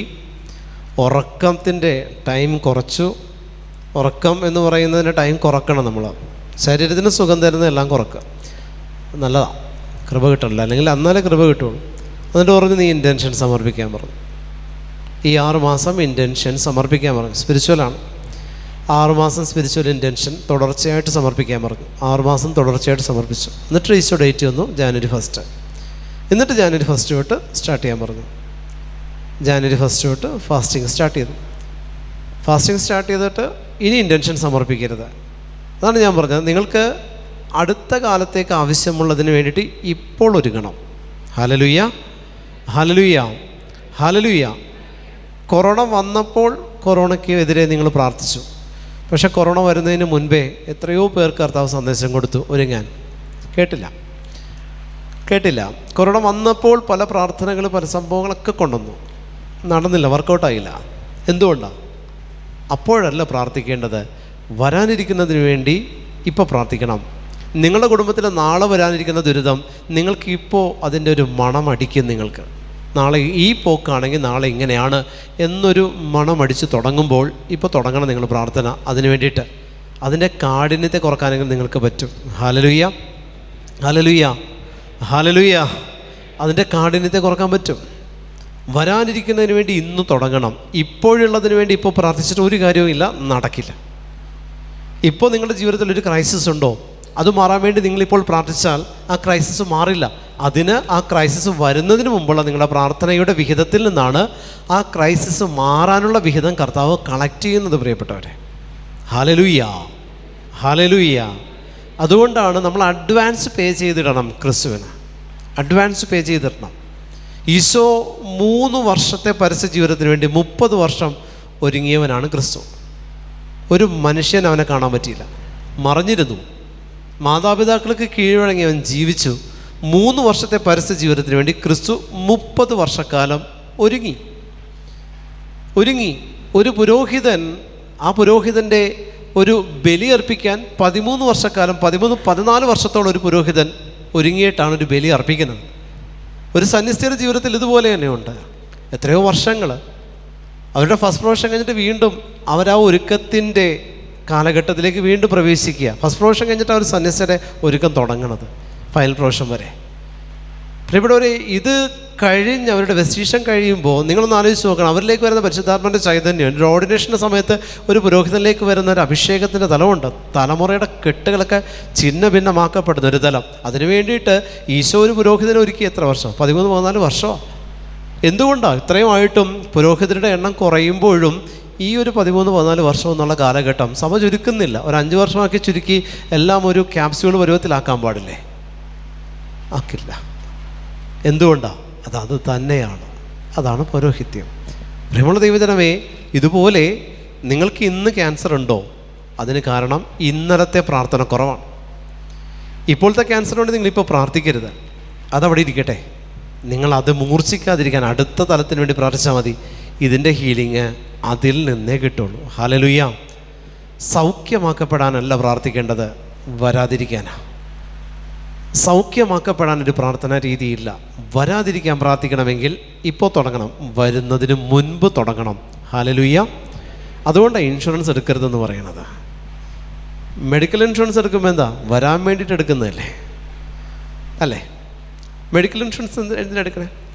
ക്യാൻസർ വരാൻ വേണ്ടിയിട്ടാണ് നമ്മൾ ഇൻഷുറൻസ് എടുക്കുന്നത്. കാരണം ഓരോ ഇൻഷുറൻസ് തരുമ്പോഴും ഒരു പാക്കേജ് തരും. നിങ്ങൾക്ക് എത്ര വലിയ ക്യാൻസർ വന്നാലും ഞങ്ങൾ സപ്പോർട്ട് ചെയ്യും. അപ്പോൾ നമ്മൾ ക്യാൻസർ വരാൻ വേണ്ടി ഇൻഷുറൻസ് എടുക്കുക. നമ്മൾ ഇൻഷുർഡായ പിന്നെ ക്യാൻസർ വരാതെ പറ്റും. ദൈവം ക്യാൻസറും തരും. നിങ്ങളുടെ ആഗ്രഹം പോലെ ദൈവം പ്രവർത്തിക്കുന്ന കരുണാമയനായ കർത്താവ്. നിങ്ങൾ ചോദിക്കുന്നത് കിട്ടും. നിങ്ങൾ ചോദിക്കുന്നത് കിട്ടും, ഉറപ്പായിട്ടും കിട്ടും. നിങ്ങൾ ചോദിച്ചോ, കിട്ടും. ഞാൻ ഇൻഷുറൻസ് എടുക്കാൻ പോയതാണ്. കാരണം ഇത് പ്രസംഗിച്ച് കിട്ടുന്ന കാശ് കൊണ്ടുകൊണ്ട് എൻ്റെ കുടുംബം കഴിയാൻ. അപ്പോൾ എന്തെങ്കിലും ഒരു അസുഖം, ശുശ്രൂഷയുടെ ആദ്യ കാലം കേട്ടോ, എന്തെങ്കിലും ഒരു അസുഖം വന്നാൽ പെട്ടുപോകും. നമുക്കറിയാം, എന്ന് ഹോസ്പിറ്റലിൽ കയറി എത്ര ലക്ഷം പെട്ടും. അപ്പോൾ ക്ലെയിം ചെയ്യാം, എടുക്കാം എന്ന് പറഞ്ഞിങ്ങനെ പ്രാർത്ഥിച്ച് കൊണ്ടിരിക്കുക. അപ്പോൾ എനിക്ക് പരിചയമുള്ളവരുണ്ട്. അപ്പോൾ അവളോട് ഞാൻ എൻ്റെ സുഹൃത്താണ് എന്നോട് പഠിച്ച. അപ്പോൾ അവളെ വിളിച്ചിട്ട് ഞാൻ പറഞ്ഞു, എനിക്ക് ക്ലെയിം എടുക്കണം, നീ ഒന്ന് ഹെൽപ്പ് ചെയ്യണം, ഏതാ നല്ലതെന്നൊക്കെ ഒന്ന് പറയണം, മെഡിക്ലെയിമാണ്. അപ്പോൾ അവൾ കുറച്ച് തന്നതെല്ലാം തന്നു. ഞാനിങ്ങനെ ഇരുന്ന് അന്ന് രാത്രി മിഡ്നൈറ്റ് 12 മണിക്കത്തെ പ്രാർത്ഥനയ്ക്ക് എഴുന്നേറ്റിരിക്കുക. 12 to 3 വരെ പ്രാർത്ഥിക്കാതിരിക്കുക രാത്രി. അപ്പോൾ എഴുന്നേറ്റിരിക്കുന്ന സമയത്ത് ശരീരം വരിഞ്ഞു മുറുക്കുന്ന വേദന, അസ്വസ്ഥതകളെല്ലാം വന്ന് ആ പ്രാർത്ഥനാ മുറിയിൽ തന്നെ തലചുറ്റി വീണു. എഴുന്നേറ്റ് നിന്ന് ഇങ്ങനെ നോക്കുക. പിറ്റേ ദിവസം ഹോസ്പിറ്റലിലേക്ക് ഓടി. അപ്പോൾ ഇത്രയും ഇതിലേക്ക് വന്നിട്ടില്ല. ഹോസ്പിറ്റലിലേക്ക് ഓടി ചെക്ക് ചെയ്തപ്പോൾ ബ്ലഡ് ചെക്ക് ചെയ്തത് എല്ലാം തളന്നെറ്റി കിടക്കുക. ബ്ലഡ് ചെക്കപ്പ് കംപ്ലീറ്റ് ഏതോ പല അസുഖങ്ങളുള്ളവരുടെ ബ്ലഡ് എല്ലാം ചെക്ക് ചെയ്തതെല്ലാം കൂടി എൻ്റെ ശരീരത്തിലേക്ക് കുത്തിവെച്ച ഒരവസ്ഥയായിരുന്നു. ഞാൻ ശിശു, ഇതെന്താ എനിക്കൊന്നും മനസ്സിലാകുന്നില്ലല്ലോ. ഇന്നലെ വരെ ഞാൻ മര്യാദക്ക് എഴുന്നേറ്റ് നിന്നതാണ്. വീണ്ടും വചനമെടുത്ത് വായിക്കുമ്പോൾ, ഞാനാണ് നിൻ്റെ സുരക്ഷിതത്വം നൽകുന്ന കർത്താവ്, നീ ഒരു ഇൻഷുറൻസിൻ്റെ പുറകെ പോയിരുന്നു. പരിശുദ്ധാത്മ ക്ലിയറായിട്ട് വന്ന സന്ദേശം, ഒന്നിൻ്റെയും പുറകെ പോയിരുന്നു. അതെടുത്താൽ എന്തിനു വേണ്ടിയിട്ട് എടുക്കുന്നുവോ അത് നിൻ്റെ കുടുംബത്തിൽ ഞാൻ സ്ഥാപിക്കും. അന്ന് ഈ സംഭവം മാറ്റിവെച്ചതാണ്. പ്രിയപ്പെട്ടവരെ, അതിനു മുൻപ് വരെ ഹോസ്പിറ്റൽ ചിലവാക്കിയതിൻ്റെ 10% പോലും പിന്നെ ചിലവാക്കേണ്ടി വന്നിട്ടില്ല. ഹല്ലേലൂയ.